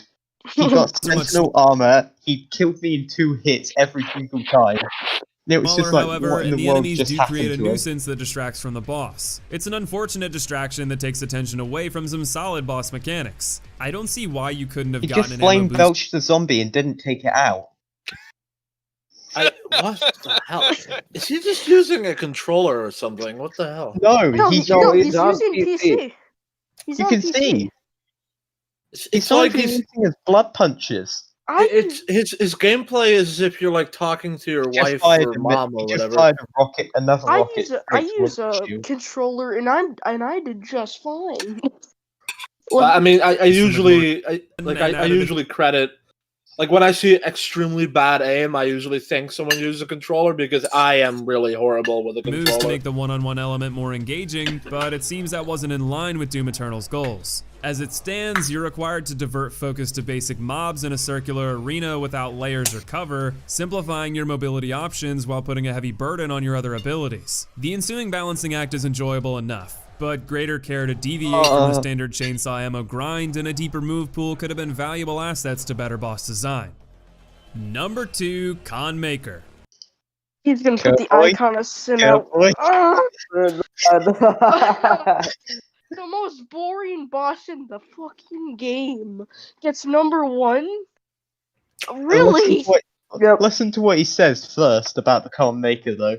Right alongside the top boss in the Neo 2 difficulty rankings, this is the hardest beating I've taken in some time. What? It sure didn't help that I didn't Really? stock up on Really? I died a few times on the Con Maker on my second playthrough, but like, it wasn't like rip your just hair fucking out the game. hard. Yeah, I recently did a full playthrough of Cuphead. Well, not like on like a channel or anything, just played through by myself. If you use It was a pretty hard if you time. use the shield on the minigun, you can just shred the Con Maker because she can't hit you unless she does the Archon rockets, micro missiles, Yeah. those are literally. the ground. I got through Cuphead with about maybe like 200 deaths, so it was pretty bad. But like, I would consider that to be a worse beating than the bits of Doom Eternal that I've played. Like, I always there are so many like games that are just designed to make you have a bad time, and you're like, oh yeah, Doom Eternal, hardest game ever. ammo I before always entering the wanted fight to, because every like, death He started does the not other with say- only He does not say it's the hardest game ever. Come on, Airborne. a handful of He resources said it's the to work worst with. beating he took in in a long time. He's shooting at it with even his though like the 2010s is like the golden era of I take unfair partial blame games. for likely missing an ammo drop beforehand, but He's yeah, thank you for saying that. You're right. This. Until this level, the game consistently made zombies infinitely available as chainsaw ammo caches. The 12th mission introduces an enemy that drops ammo on headshots, but I, perhaps foolishly, did not take that as a hint that they would be your exclusive source of ammo in the Com Maker fight. With my chainsaw useless against them, I had to rely on the few ammo drops the arena offered to score headshots and work from there. I have to say though, it is really satisfying nailing them and watching the resulting rainbow explosion. When locked in yeah. I agree. Loaded. Gay, he said something good about the game that was literally You need to fully minuscule. commit your attention to Khan to lower her shield. If you let up for more than a few seconds, the shield will regenerate. Thanks to some experimentation on my end and suggestions from Twitch chat, I swapped to the ballista and found it melted her shield in 5 hits. Wait. Wow. He had to rely on his chat to help him. He didn't even get all the sentinel crystals. He only had 200 shots in the plasma, and I'm only had like one sentinel crystal, and I haven't even like really replayed the game. How many did I get? Like I don't know how much you paid attention to my streams. I don't think you got them all. Yeah, I might have missed like one or two. I think you missed one Argent Energy Ball. But I have to. What are the? All right, bye. Oh, see you around, man. What are those? What were those secret weapons you were talking about? Because I never found any of them. Like, were they unique weapons? They were basically the same weapons that you get, but you could get them early, so you could make the game a lot easier. You should not have called them secret weapons because I was looking everywhere for like I was looking everywhere for super powered special ultra versions of the guns I already had. Okay, let's hitting continue. the purple orb she fired back at her did additional damage, but I struggled with the timing on this low fire ballista. Once her shield is down, use the super shotgun's grapple to head on up and punch one of her 6 health points away. This is one cycle. During this, you'll need to evade and headshot the 2 to 4 enemies roaming the arena for resources, plus manage Khan's assaults. The mobs fire pea shooters while the boss launches energy waves, purple orbs, and a huge light tracking beam that leaves fire in its wake for a short time. The first 2 cycles are no problem. Oh no, he's getting to that Kurt boy. Oh, he is? The difficulty spikes dramatically from the 3rd cycle onward thanks to Khan making half of the arena effectively lava. Indicated by a red aura on the ground, your health gets obliterated for one misstep into it. In a game that emphasizes constant deliberate movement with 3 to 5 enemies demanding your attention, restricting your mobility to a small half island is a bit unreasonable. Maybe have it only cover a third of the arena. I'd say that's probably the first legitimate criticism that you could actually have. Well, I mean, if you're not restricted, because you can stay in the air Like the spider crab making the floor electrified and crazy. That was like the worst part of that boss fight too. So yeah.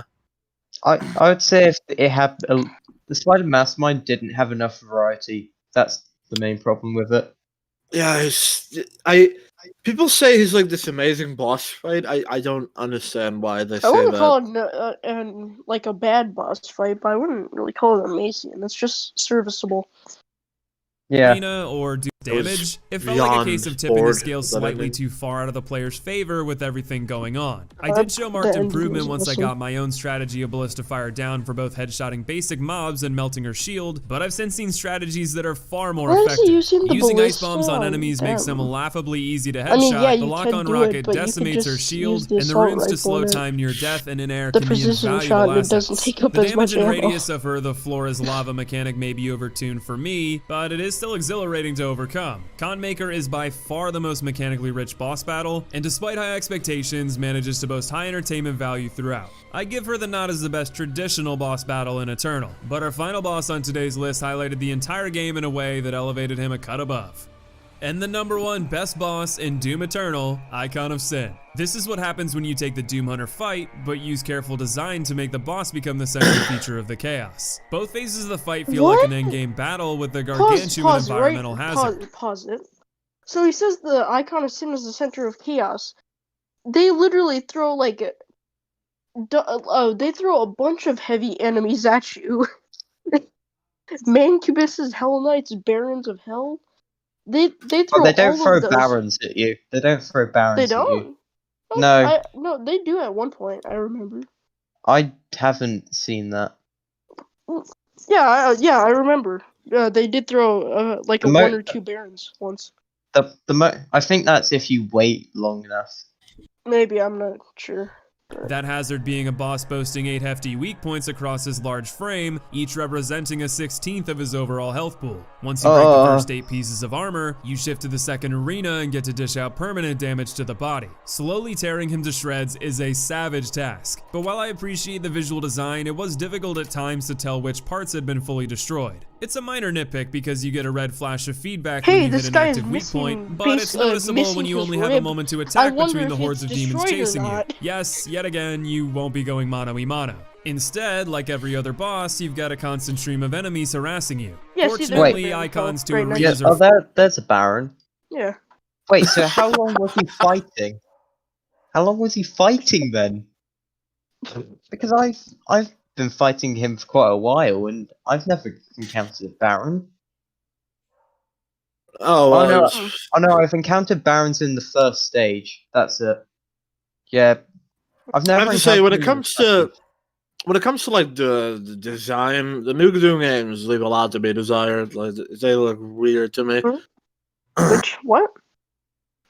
Most of them spread out, offering way better evasion opportunities. There are also loads of resources to help enemies in a flash, notably a ton of crucible ammo, a typically scarce resource that is a one-hit KO on everything other than the icon. This may be a personal problem, but I found myself in the habit of being super selective with the crucible because I was used to ammo being a rare luxury. From what I could tell, most of the resources around the arena respawn periodically, so this could have been even more fun if I was more liberal in its use. The mechanics from the icon himself include raining fireballs from the sky, shooting fireballs straight at you, slamming his fist down in a way that hurts both you and his mobs, and becoming a master at juking BFG shots. You need to have some level of prediction as to how he'll move, and you want to be careful not to waste ammo on sections already taken out, since they take more damage after they've broken. This becomes even more complex in the second phase as he moves to 3 of the 4 different sides of the map. Balancing your offense between him and the rest of your foes, keeping stocked on ammo and health, using the many layers, portals, and lifts to dodge his attacks, and stay away from the swiggity-swooty demons. Swiggity-swootity. How the fuck is he still alive? I mean, this boss is more boring than hard, so... I think I know why I'd never encounter barons. It's just because I always save crucible ammo for them and I just never see them. Because they're literally just gone. Yes, this boss fight's more boring than hard, to be honest. Yeah. A set piece is incredible. There are more than a fair amount of resources to help sustain you, and due to the lengthy fight, they even start you straight in phase 2 if you fail to finish in one go. There's a lot to love about the icon. I do wish there were more traditional one-on-one style bosses in Eternal like the first game, but I can openly admit that with careful design, bosses like Icon of Sin deviate from that formula. Pause that right there. He contradicted himself. So he says he wishes there were more one-on-one, but he complains about little ammo. Think of if they matched you up against the Gladiator, but without any of the fodder demons or ammo. You would run out. Unless you made the Gladiator drop, ammo and glory kills. I can't really see another way. Yeah, that would. Oh God, that's. If one boss did that, then I'd be fine with it, but it would change up the gameplay heavily. Yeah, and I don't even really count the fodder zombies as even an enemy, just as like an ammo pack. Yeah. Because I'm not the biggest fan of getting ammo through beating enemies. There's just something about it that doesn't make sense to me, but that's just a personality thing. Okay, we're nearly at the end. 40 seconds. Yes. Engaging way, something new to the table. It finds a near perfect way to blend a boss battle with the highly addicting arena gameplay that makes Doom Eternal shine bright like a crucible to the crane. We'll do it next time. It's not only Eternal's best boss, it's Eternal's best battle. But of course, that's just my opinion. Whoa. That's just a theory. That's just my opinion. So That's just a theory of films. Yeah, that's so. That's so annoying. There's a food theory channel now. Like the game theorist, man. Sometimes he makes such a good video that's so like you're 100% convinced of what he's saying, and then he's like, "That's just a theory." It's like, just sure about that. I think you proved it. There's a food theory channel now. Oh God. Does this taco have cheese in it? Well, let's find out. What did you think of Doom Eternal and its bosses? Let us know in the comments below. Personally, though I found the bosses of the game to be hit or miss, I enjoyed the gameplay loop of Doom Eternal immensely. It wasn't more 2016, but it was something different that is valuable all the same. As for the bosses on your end, don't forget to leave a note about their difficulty for me to feature in an upcoming community ranking, and please take a moment to vote using the link in the description. And of course, I want to thank you for watching today, much love to you, and I'll see you in the next video. I want to see what that would be. Just you've only been podcasting for like an hour and 30 minutes, so I don't see why you wouldn't be able to. Let's just skim through that. Unfortunately, I can't join you guys for this, but I'll let you guys do this. I actually have to go. I actually have to go as well. All right, then I can just end here, I guess. Yeah, it's a short time. Yeah. A script corner's mini, I suppose. Hey, I can get it up. Guys, if we want a longer one, we should watch 21 Kilotons video. Oh god. Long. That's if we watch that, that's going to be a long ass thing because my god. If you thought this video was bad, it is fun though. It's like I wished for all the blood in my veins to be transfused. This video is bad. 21 kilotons is much worse. And the monkey's paw curled to say, it's been fun. Stop. All right. It's been fun. I like talking about something good, Star Wars for once. And I'll see you guys all. I'll let you guys do this. What? Do this video, I guess. So do what? This thing. I don't really know how to do the. It's only 10 minutes. It's like it's the Doom 2016 boss. Let's just watch it. Wait. What the Doom bosses? I thought this was Doom Eternal ones. No, this is 2016. Okay. Wait, they only have 3 bosses. Yeah. Why would you? Okay. It's like I wished for all the blood in my veins to be transfused with liquefied hype and the monkey's paw curled to say, sure, but you'll have to spend hours slaughtering hordes of demons to the tune of the most electric soundtrack since Hotline Miami. You want a boss ranking? Number 1, the Doom Slayer. Really? Thanks for watching, much love to you, see you in the next video. Bruh. But seriously, quantifying what makes a boss, we have our own boss music that kicks in the moment enemies enter the Thunderdome. In other words, our arena. Mars is our planet and these demons aren't living in it for long. What's that you say? Hell is their domain? Then why does our lore say we've been dunking on its forces for an eternity? It's not as if we don't give them a chance. We cycle through the same attacks and mechanics and yet they never adapt. By that I mean to say we are the one who skull fucks. Demons duck when we turn around so they don't get smacked by our BFGs. Our difficulty is a legend passed down through all demonkind. So much so, they're already invading the comments section to argue which Doom guy boomed them the hardest. Doom puts the power in the hands of the players and gives the Doom Slayer a glorious playground to wield it in. From start to finish, Doom has a flawlessly paced drip of action, great enemy variety, expert arena design, and a crescendo of bone-shattering metal to make every encounter feel extraordinarily satisfying. Every time you add a new weapon to your arsenal, another nightmare steps up to face it head-on. Once the demon hordes run out of standard mobs to throw your way, the moment arrives when bosses enter the fray. They only throw standard ones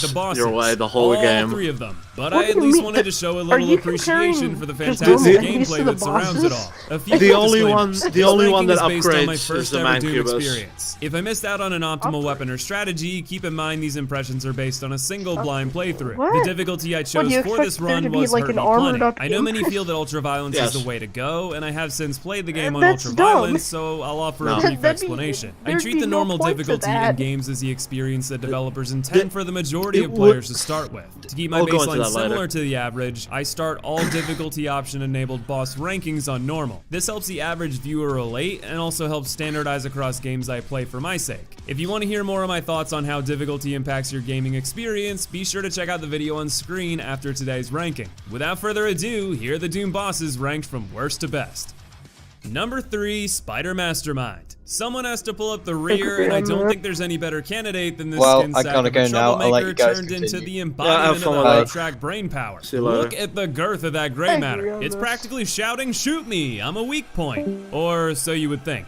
Do you ever remember yourself being more competent in your memory than reality? Well, I was 100% about to be like, yeah man, this boss was easy peasy. I shot the brain the whole time until it went kaboom, what of it? Looking back at my footage tells a different tale. Despite its health bar screaming how well it could face tank my shots, I kept going for that damn face. It wasn't until the final 25% of its health bar that I finally exclaimed, oh, I think the brain is a weak point. But hey, I won't slight its intuitive design for my scatterbrain. It works visually both through noting how little damage you do to it otherwise, how giant the brain is, and the way it turns purple taking consistent punishment. The attacks it dishes out are the mildest of Doom's trio. It has a disco laser beam show that twists back and forth, a volley of grenades with generous dodge timing, a pea shooter on its underside, and it constantly erects pillars to work in and against your favor. They provide cover, but they also block your own shots. This works into the second phase when it electrifies the floor. I thought it might become a platforming battle at that point, which I think could have added another layer to the fight. Instead, the only danger is making sure you jump up quickly, though they do force you to be attentive to the brain charging spikes into the platform to end the segment. I hated By those the spikes end, it so falters, doing a depressing disco that narrows your maneuverable space, but only offers pea shooter and well-telegraphed orbs to nail you. Throughout the fight, it will drop health, ammo, and armor at periodic intervals. It even gives you extra BFG ammo, which obliterates its health and stuns it for a longer opportunity at damage.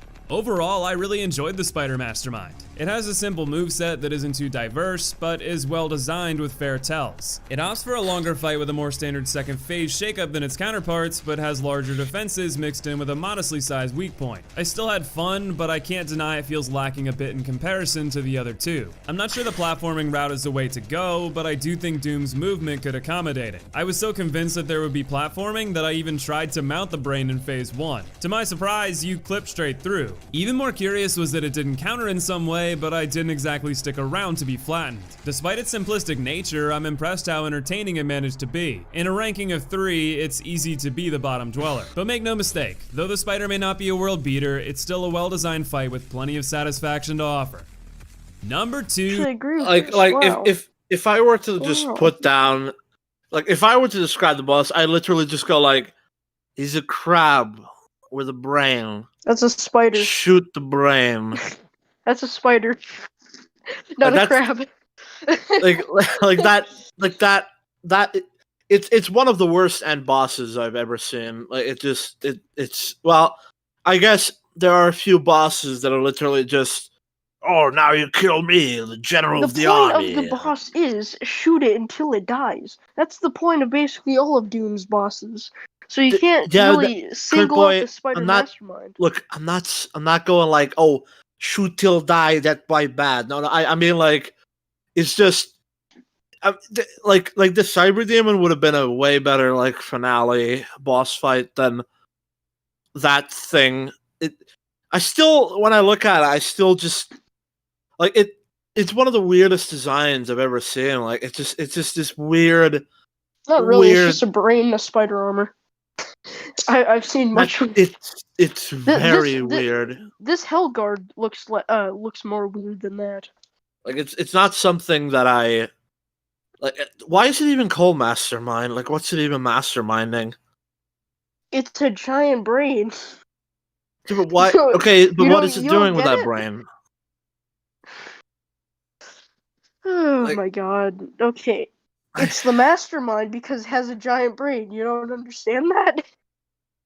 Yeah, but is it actually really intelligent and guiding the soul? It came from Olivia Pierce. Olivia Pierce turned into the Spider Mastermind, and she's very intelligent. Wait, she turned into him? Yeah, you didn't know that. You didn't know that. Oh my fucking god! You didn't know that? How was I supposed to know that? She sinks into the ground. Yeah, and then the Spider Mastermind comes up. Fuck me, man. That whole fucking You don't understand? Like, she goes down, and then the Spider Mastermind comes up. but how did she even turn into that then? Like, what the hell? Did her brain become massive? What the fuck? Well, I have not read much of the Codex. Yeah, right. I'm definitely classifying that boss fight as retarded now. Really? Yeah. No. Oh, wow. I've heard there's an explanation in the Codex, but I don't care enough to do that because the gameplay is fun. I mean, it's mediocre compared to Doom Eternals, but it's still fun.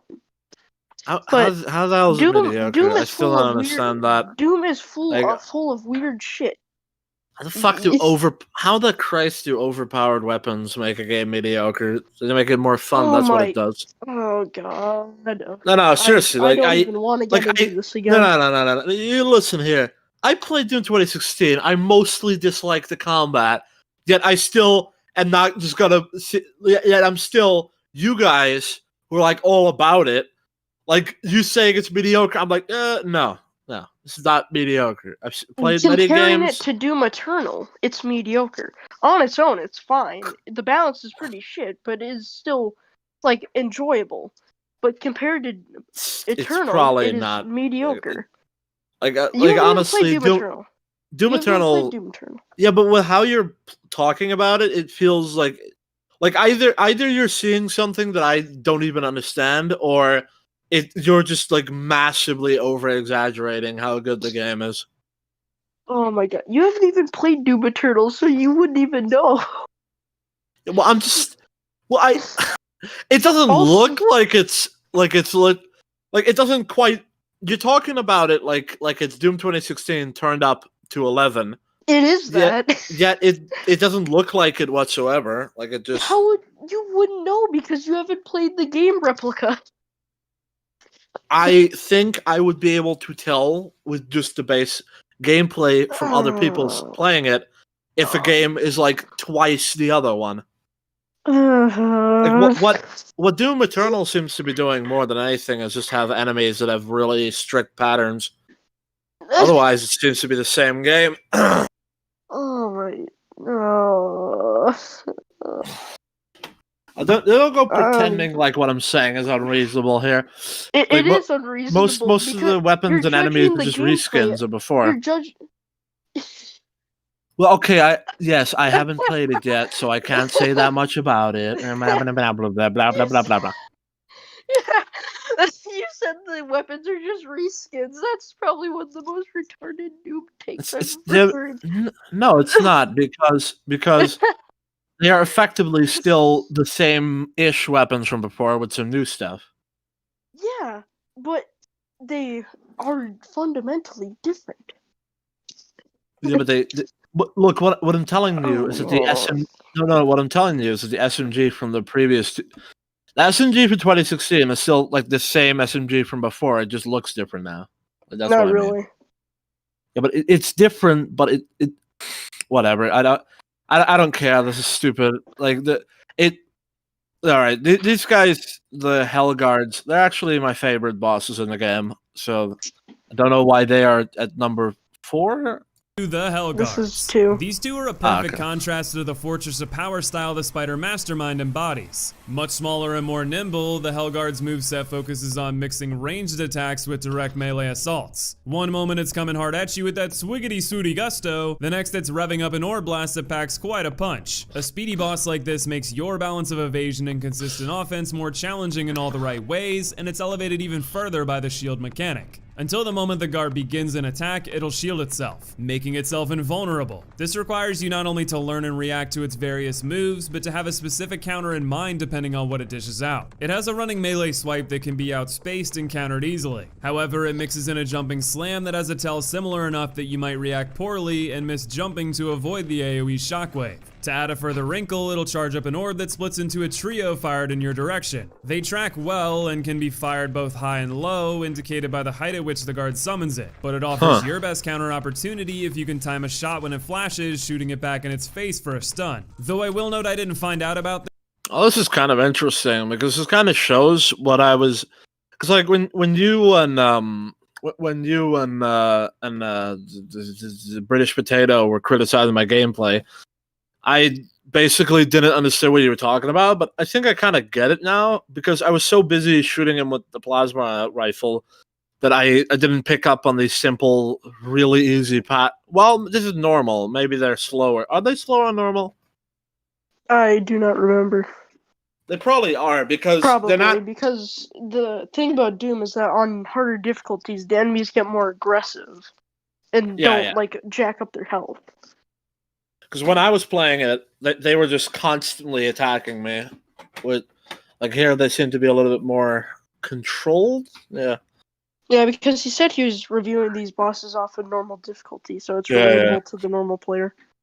This until pointed it out on my ultra-violence playthrough. After enough exchanges, he'll ramp up the magic with a boomerang toss accompanied by fireballs, one circling the arena, the others falling inward in a linear pattern that collapses on you. Then he turns into a ballerina on speed, shooting flames at an even pace that can be strafed or jumped. It's simple enough to avoid when you know it's coming. You'll also be offered a generous damage window afterward, but watch for the cheeky direction switch he'll pull to make sure you don't rest on your laurels. The perfect balance struck between forced evasion and quick counters as slowly builds toward more extravagant attacks that require more strategy to avoid, but offers greater counter windows is brilliant. This crescendo rises tremendously well into his second phase, offering double the trouble. Splitting the magic and melee side into halves, you have to deal with more frequent melee assaults while keeping an eye on ranged barrages coming your way. I won't undersell it, it's quite a challenge taking on the duo. That said, they no longer have shields to protect them, so you're able to quickly layer on as much offense as your skill allows you to between dodges. They'll even get stunned from time to time and drop bursts of HP and ammo like demonic pinatas. It's perhaps a smidge too chaotic for my taste to say it's balanced just right, but it's not too far off. Each guard only has a handful of attacks it can dish out, making experience valuable as your reactions become more based on instinct. I love bosses that are able to offer more value over time, and I think the Hellguards bring that to the table alongside strong entertainment value. The guards missing out on top honors is no harsh slight against them. The line between the top two bosses' excellence is razor thin, but that minor bit of madness in the menage a trois is enough to hold the duo down at number 2.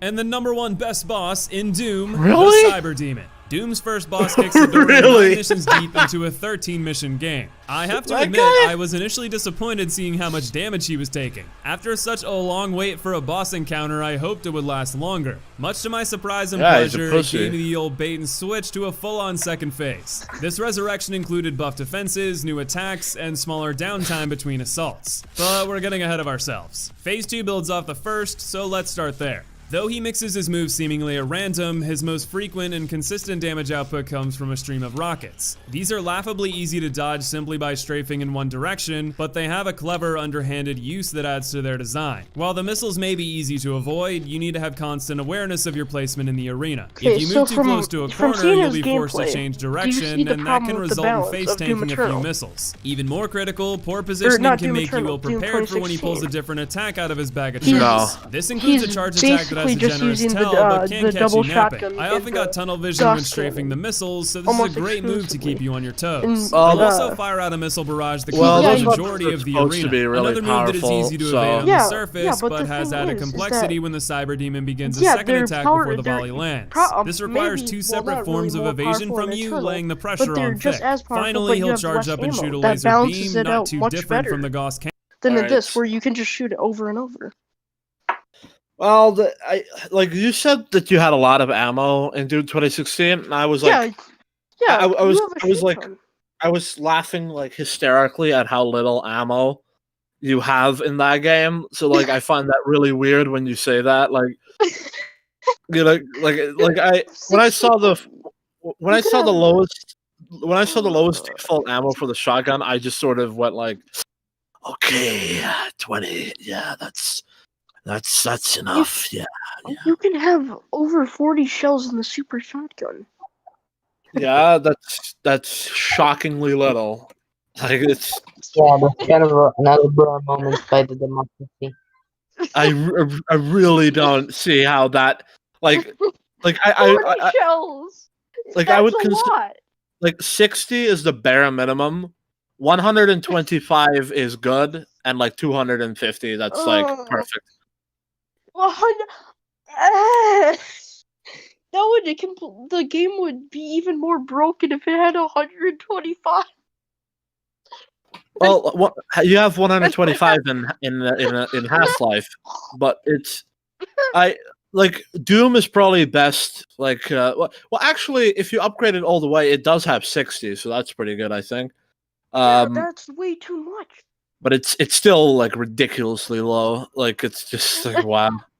Yeah, I mean, yeah, I never ran out of ammo. Don't play Eternal then. I never ran out of ammo. Advice, just if you think Doom 2016 has little ammo, just do not play Eternal. Don't. Well, like the minigun just hurts. Like using it in that game just hurt me because I would run out so quickly. It was just ridiculous. Yeah, like, don't play Eternal. Just no. But if I'm not gonna 40 shells is really low for a super shotgun. Yes, it is. Like it just is. Like I don't know what to tell you. Like it's a very, very low amount of ammo. Eternal starts out with like 20 shells in the super shotgun, and that's more than enough. That's not more than enough. You're going to I'm sure you'll run out. I mean, like if you super shotgun a lot, if you switch. If you only use the super shotgun, you'll run out real quick if that's the case. Yes, that's the point, because you're supposed to weapon switch. They don't want you to just use the super shotgun the entire time. That's the point. I never even used the super shotgun all that much in Doom 2016 anyway. That gun I basically used like a fuck off to kind of like punch in the fist more than a gun. I don't know. It's like I really don't see the problem. Like, cause like those were like the moments when I was actually enjoying the combat. Was just like getting away from the enemies and just shooting them further away with. Cause like the plasma rifle is also really low on ammo, but it is the only gun that has a decent bit. Like it's still less than Halo, which is just hilarious, but. Like yeah, you're not gonna like Eternal because the max amount of, or like close to the max amount in Eternal for the rockets is like 12 and 20. You start out for 20 and with the super shotgun that can be the max amount. The max amount of the rockets is 12. Yes, and it works perfectly. What crack were they smoking when they made that? Even Hugo we cannot have the player have a lot of ammo. So what do we do? I'll just limit it to 12. With not a lot of ammo, it makes the game more fun. Because in 2016, you can just run around with the super shotgun or Gauss cannon. It's those moments when it's those moments when a cyber demon is like on me and I use a triple shooting rocket and like running away. Like it's just bombarding. Like I don't see the, like if you think the balancing is bad in that regard, because like I mean a good answer would also just be to like, well, I mean if you have a lot of ammo, then just give me like twice as many enemies and we can sort it out. Let's go, baby. Well, the thing about in Doom Eternal is that they give you basically twice as much enemies and less ammo, and it makes it much more fun. Oh God! Because you're struggling. That's what's fun. Well, I mean, like, I haven't played it, so I don't know yet, but let me just say that I'm not a big fan of games that think that they need to give you less to make things more difficult. That's why I say do not play Eternal, because you're gonna have a bunch of really stupid criticisms of it. Because you don't understand. I doubt I'll have stupid criticism, because with how I played Doom 2016, like, you guys said I played the game wrong. I am at a point where I might accept that, but like I didn't die a lot. Like, and I think Doom Eternal will be the same thing, except yes. I don't know. You just said your game. You can accept that your gameplay was kind of shit. but you didn't die a lot. I was playing it wrong. I don't think my gameplay was ever really bad. Like so you were playing it wrong. The worst my gameplay ever got was just using the shotgun, the 3 shooting shotgun thing on just imps. Like I shouldn't do that. Okay, so you say you were playing it wrong and you died. You didn't die a lot. Yes. You don't see the problem with that. No, because why would I want to? What? So you were playing the game like you were playing it fundamentally wrong, but you didn't die. Well, are you supposed to like die a million times? What the hell? Oh boy, that's why I'm not a fan of dying in games. That's why the balance is shit in Doom 2016, because you can be fundamentally playing it wrong, and you don't get punished for that. Why should you get punished for playing it more carefully? Oh my god, you're playing it wrong. My play. The way I played the game was like really. Like, basically, the way I play it is very defensively, but not, like, to a point where I just straight up run away. And then once I have the enemy where I want to, I attack them very, very hard. I don't understand why you would want to alienate playing it that way.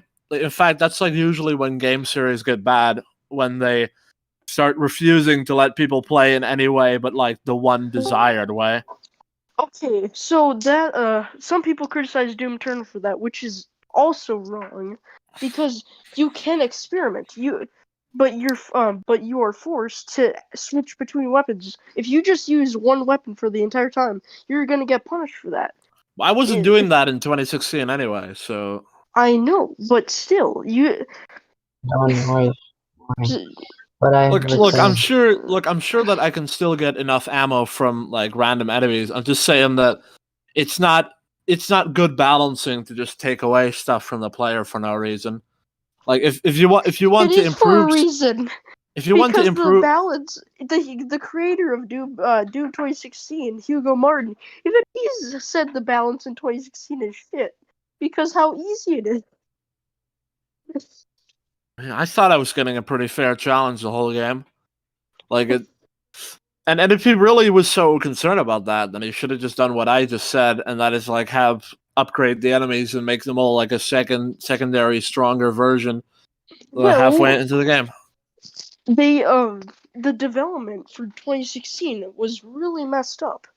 So yeah, I heard that. He didn't have I time understand. To do I understand that. Instead, he would have like made the weapons less powerful, and he would have made the game much better. It would have been like Doom Eternal, but he didn't have time to do that. So he released it, and people loved it. But then I'm so curious about Doom Eternal. Like I don't know if I'm gonna like hate it or love it. Like you'll hate it. I really think I'll like it because it will feel like it's.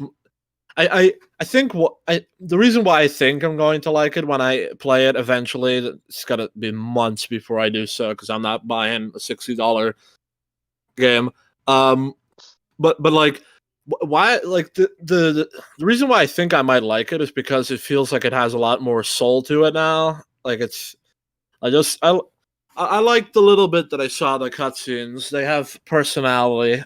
Like Dude 2016 felt like 2016's cutscenes have a lot of personality. Didn't feel exactly like a hollow retread of the old ones, but it didn't have much to it. Like it's just. That's the point. Doom isn't supposed to have much to it. The old ones don't have much to it either. Your objective is go through these hallways and shoot demons. That is what Doom is at its core. Yes, but like even in gameplay, Eternal seems to have some interesting gameplay. So like it's sort of like the Dark Souls of gameplay. I mean, shooter Dark Souls, something like that. I don't know. You sound like a game journalist when saying that because game journalists have said that this is the Doom Eternal is the Dark Souls of first-person shooters. Why? Well, because it actually forces you to do stuff to make the game more fun. Well, a lot of people think that I hate Doom 26. I don't. Like I said, 7 out of 10. That's still like pretty damn good in my book. Like it's not like I despise the gameplay. I was just constantly hoping for something that was basically just crazy, like just something that was just something that was gonna make me just really get into it. But that just never happened. Like it's that's just where everything. That's where all my like frustrations really come from. Because I could have tolerated the I can't say the music's bad, but like the way it's put together, like I would have tolerated the way the music is like delivered to the player if it wasn't for the fact that it just I don't know, like it just there's something that I really that misses from the. Didn't you and Potato had a conversation about this, and he perfectly explained why it's structured really well. The railgun is, yeah. We talked about that. Like, well, we never finished it, but I still don't like the way it's put together. Like, I understand now how and why he did it. I just think that it was executed very poorly. In the same way Max Payne 3's soundtrack is executed very poorly. Okay, why was it executed? How was it executed poorly? Because if you make a soundtrack that dynamically reacts to everything the player does, like that is going to work. Watch Actman's video about that. It has a chance to make things really interesting, but it also has the adverse effect where some people like me, when the music gets so slow and annoying, I'm just like, fucking go. Okay, well, if you go, I go. I explained why that criticism is dumb in the chat, but you ignored me. So the reason it's not just heavy metal the entire time is because it would get tiring if it was just heavy metal the entire time. There has to be quiet moments, or it will get tiring. Does the music in the originals get tiring? Because I don't think so. It's been a while since I've listened to that. It wouldn't have to be heavy metal the entire time. It would just have to be a soundtrack. Like I watched the video, The Brilliance of Doom 2016 soundtrack, and I'm thinking about making a response video to that. Yes, by Reykjavik. That's really good video. Like what he was missing was that the games that are out of sync do really stupid shit, and that's why they're out of sync. Like he says games have slowed down, but what he doesn't know is that they'd slow down for no reason. There's no reason why these tactical shooters play the way they do other than just copying each other. There's no reason why you can't shoot while sprinting, but just copying each other. Cover mechanics, copying each other. All types of dumb stuff that doesn't belong in first-person shooters. That's why Human Revolution, is out of sync with the music. It's not any of the things he meant. Like it's the stupidity of the game design. Like the Human Revolution, the guards, they walk too slowly. They simply run too slowly. It's like Half-Life 2. They go too slow. There's no reason why they're that slow, other than maybe the console, I guess, so you can aim. There is nothing like dynamic staged music, as it were, level 1, level 2, level 3. There's nothing wrong with that formula, at all. The only thing is that it might not be as flexible as something that just literally reacts to every last damn thing. And to be fair, when I saw about the music, when I heard Mick Gordon explain it, it did give me a little bit more appreciation for it, because he was basically I take beats and I put them in a box, and then they random versions of them all come out together, and you get this he didn't say this at all, but basically you get a pancake of just all types of different flavors, it just that's good, but to be fair, I'm starting to when I was listening to Razorvic, like I was listening to it without my headset, and the music sounded like 20 times better. Like, part of me is like telling me in the back of my head, like, is my headset just because like my headset, I have to like wiggle it around to make it work Like I'm just sort of wondering to myself, like, is my headset is it just not picking up the awesomeness? Because when I was listening to his soundtracks, I was just like, I never heard this in the game. Like just like if like the soundtrack. Because you were shooting. Either if you can't hear it, there's two reasons. One's very simple: turn the music up. Well, I was playing the whole game with the music louder than everything else, so that's not gonna. Like I put the master at low, and I put the music at 100, and the gameplay and sound effects at 80. Like you can see that in my stream, I think.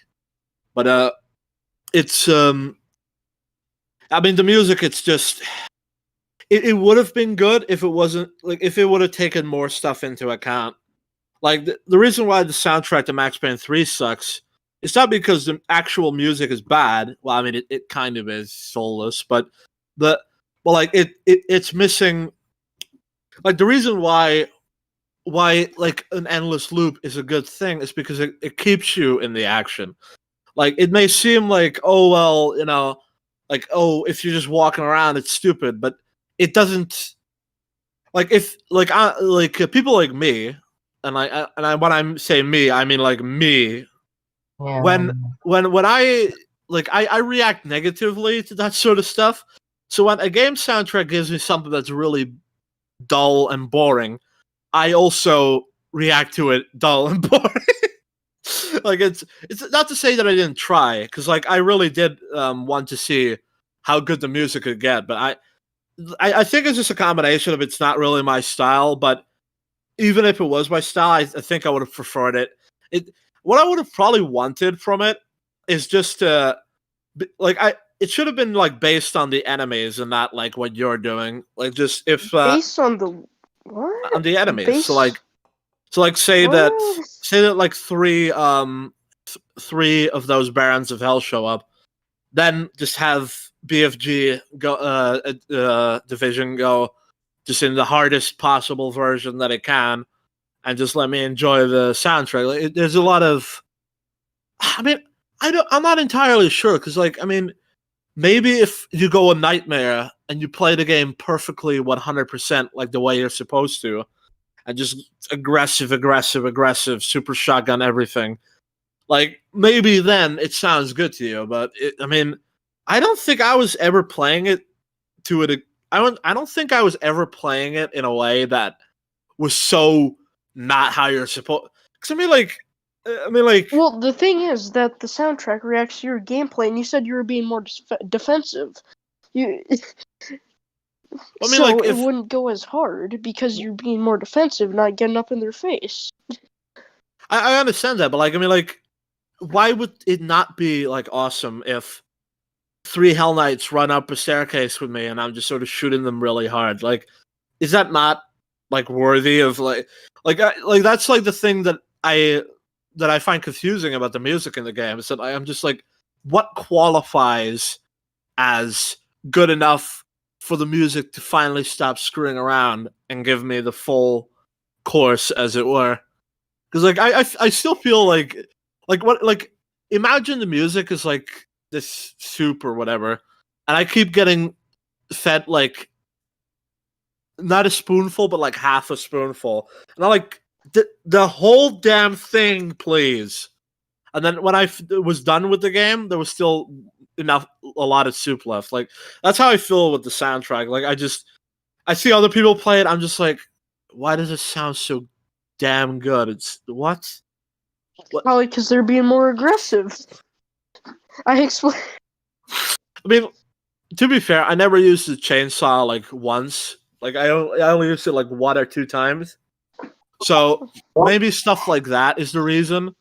Like I don't know. I mean, like I just want to get into the game files and just see what makes what happen, so I understand what I did wrong. Because when I played Doom 2016, I was just like, well, I only died like 12 or 13, 20 times or something. I killed all the demons, beat all the bad guys. I did a good job. Yet people are like, your gameplay sucks, man. Like, you died 20 times in 2016? Well, I think around, like, I'm not sure. Like, if we go and look it up, it's probably close to like 12 or something. But like, I'm just saying that as a general because I don't know how many times I did. I died of a lot of stupid stuff too, like falling off cliffs and stuff. Don't fall off cliffs. Well, fall them. Well, I didn't think that it's that like there were a few moments where I thought that I would make a jump and then I didn't. So yeah, or I thought I was going after a secret area, but I wasn't. I was just going through a part of the map that you can't access. So I mean, that's not really the game's fault. Yeah, but it's not exactly my fault either. It's just like, oh, you decided great. to jump into a location that you couldn't. Well, It's it not the looked like it game's could. fault. Like that's the point. It looked like it could. Like I'm not gonna fault the game for that. It just like you always have that sometimes when you play a game. Like you shoot a barrel and it explodes in your face and you didn't know it was gonna explode. That kind of stuff. Now, well, let's continue this video. This boss fight sucks. Cannons alternate fire. It seems easy to evade, but gets tricky when it predicts your strafing pattern. Every one of his moves strikes a perfect balance between making sure you can't turn on autopilot and fire away. This formula is amped up in the second phase when he gains the ability to trap you. I hated this so much. Like I just what? You can see in my gameplay, I just try and jump over those things because I'm just like, don't fucking trap me in here, you dickhead. Go fight me like a man. You're faulting the game for. Well, I'm not even faulting the game. I'm just faulting that guy. I'm faulting the cyber demon for playing like this. You fucking asshole. It's a phase of the boss fight. It doesn't even take. It doesn't even take that much of the song. It's not a criticism. It's just. It's the way how I felt about it. You said the boss sucks, and cited the boss sucks because you just shoot him and he dies. Like that's what every single boss is in Doom. That's what every single boss is in Doom. Let me put it this way: he doesn't. He doesn't do a lot. You do the same thing with the Hell Guardian. You do the same thing with the Mastermind. You do the same thing with basically every enemy. Hell Guardian flops around like a circus. And then you shoot it until it dies. He has a backup buddy that also jumps around like crazy. Yes, you shoot them until they die in the second phase. This guy they lose their shields. This guy does a bit of dodging, but otherwise he's just an idiot. Why should he dodge? He's giant. You expect him to do like a triple backflip to dodge a rocket?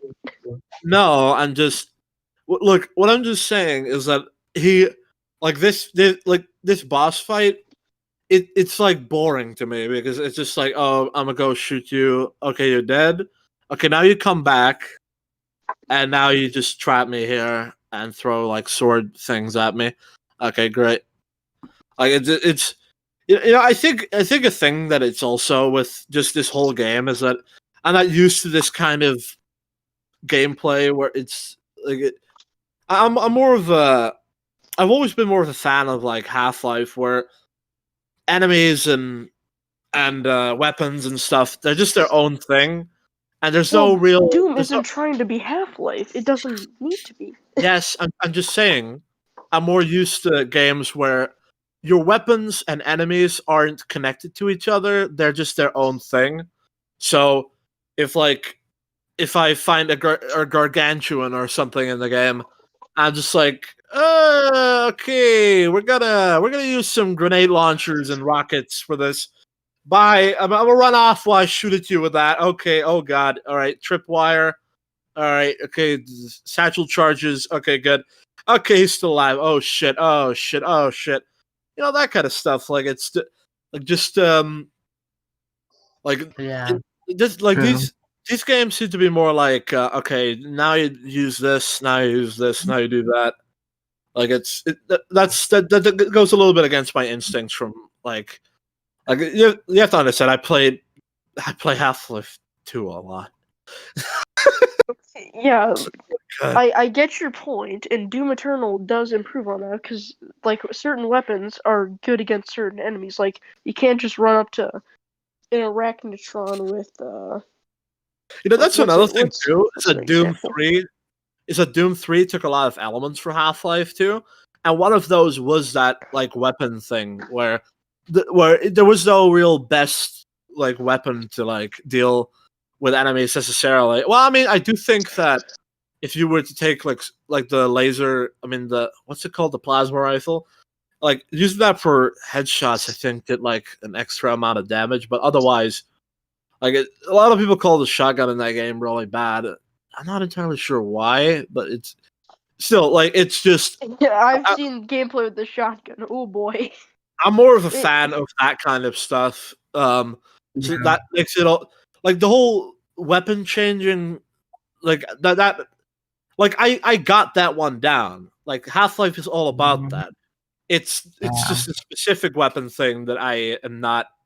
No, Doom 2016 isn't trying to be like that though. Obviously, so you can't really.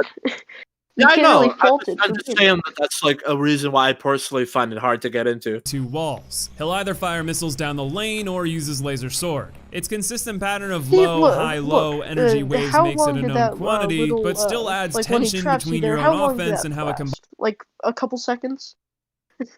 Well, I'm not a fan of that sort of thing. Okay, let's just leave it at that. It took a few seconds. I don't care if it takes a few seconds. Let me run around. Like it takes a. Oh my god. That's it. I mean, I suppose it takes seconds of the boss fight. It affects basically nothing. That's another thing too. Is that I'm not a fan of arena combat, but whatever. It's the Doom's not for you. Yeah. I'll just say it bluntly. If you don't like arena combat, I'm not a fan of it. I'm not a fan of it in the sense that you're like trapped in an arena. Like I played a lot of games that are like arena, open level area, arena, open level area. Like Half-Life is like that too. Like Half-Life has these areas that are really open and expansive that are basically designed. Like the developer. So you want to just be able to run through all the run past all the demons? No. What I mean is like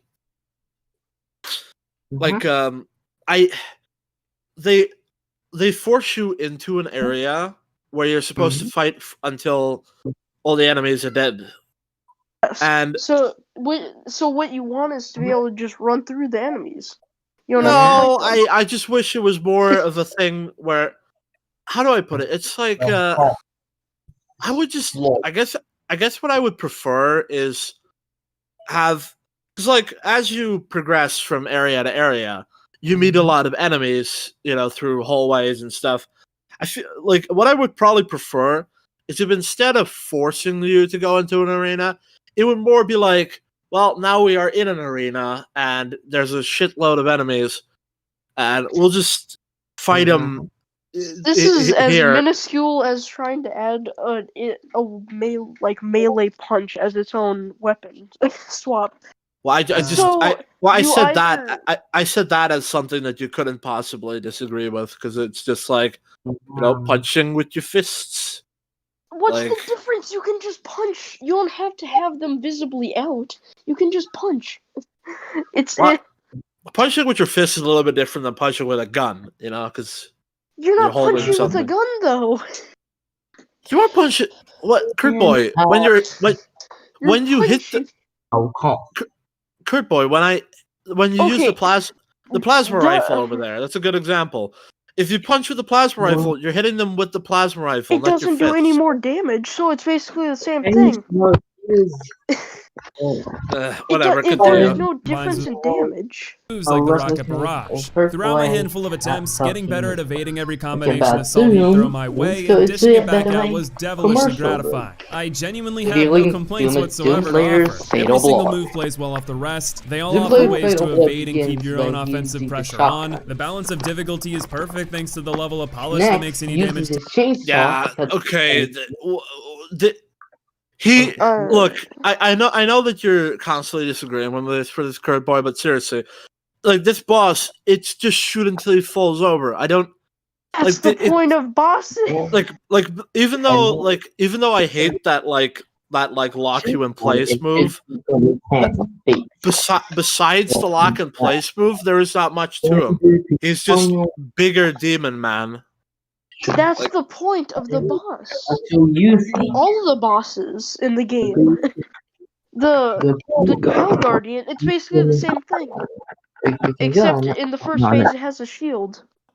And it's more nimble. We don't know his fatal abilities yet, but his fatal block has been revealed. If you ever didn't kill Evan, sorry. Yeah, that was the commercial break. Sorry about that, guys. I just have to do some kind of exciting. Well, anyway, this boss is just it. I mean, it's just like, oh, I kill him. Now we're in hell. All right, I kill him again. Okay, cool story. Bye. Like I don't. Story, Bob. Oh my god. I was really not impressed with this boss fight at all. Yeah, there's no point. I counter your point, and then you're just like, oh yeah, it's still bad. You don't counter my points. You don't counter my points. I have been. You haven't, like, all you did is like explain why they did it, and then I gave my reasons for why I personally don't like it. And then I explained why those reasons are really stupid. Hey, Spooky Monster. Yeah, this is just a waste of time. Hold up, I'm just muting him because I don't think he's talking to us. Hello, Oliver. All right. Well, okay. Well, I'm just gonna continue until it's over. Taken your fault, and the entertainment value is astronomical. While I do love the chaos that Duo Hellguards create, the Cyber Demon's laser focus is a greater strength in my eyes. They're both phenomenal, but I give the Cyber Demon the slight edge as Doom's finest boss battle. Taking in the whole experience, my only regret is that there weren't more bosses. I know they've never been a focus of the franchise, and I'd much rather have 3 phenomenal bosses than, say, 41 with rampant inconsistencies in their quality. I get the impression okay, I gotta be quiet. And reimagine its excellence with the technology of the modern era. If that was their goal, they hit a grand slam. Doom is the best first-person shooter I've ever played, full stop. Well, you should play more first-person shooters. There's a lot of ones that are just straight up better than this one. It's alright. I wouldn't say it's bad. It's definitely higher up the ladder, but it's not. I mean, people have this all the time, but like the new stuff where they're like, oh, this is so great. Like, I remember thinking Dishonored was like amazing and like almost a perfect game, but I mean, I don't think that at all anymore. So it's I don't know. Saying Doom 2016 is like the best FPS is like saying that it's like saying that well, I guess it's like saying that Dishonored is the best stealth game. Like, no, it's not even close. Like it's not even close. Like it's decent. Well, not decent, but like above average, but not above average. Doesn't that doesn't? It's not.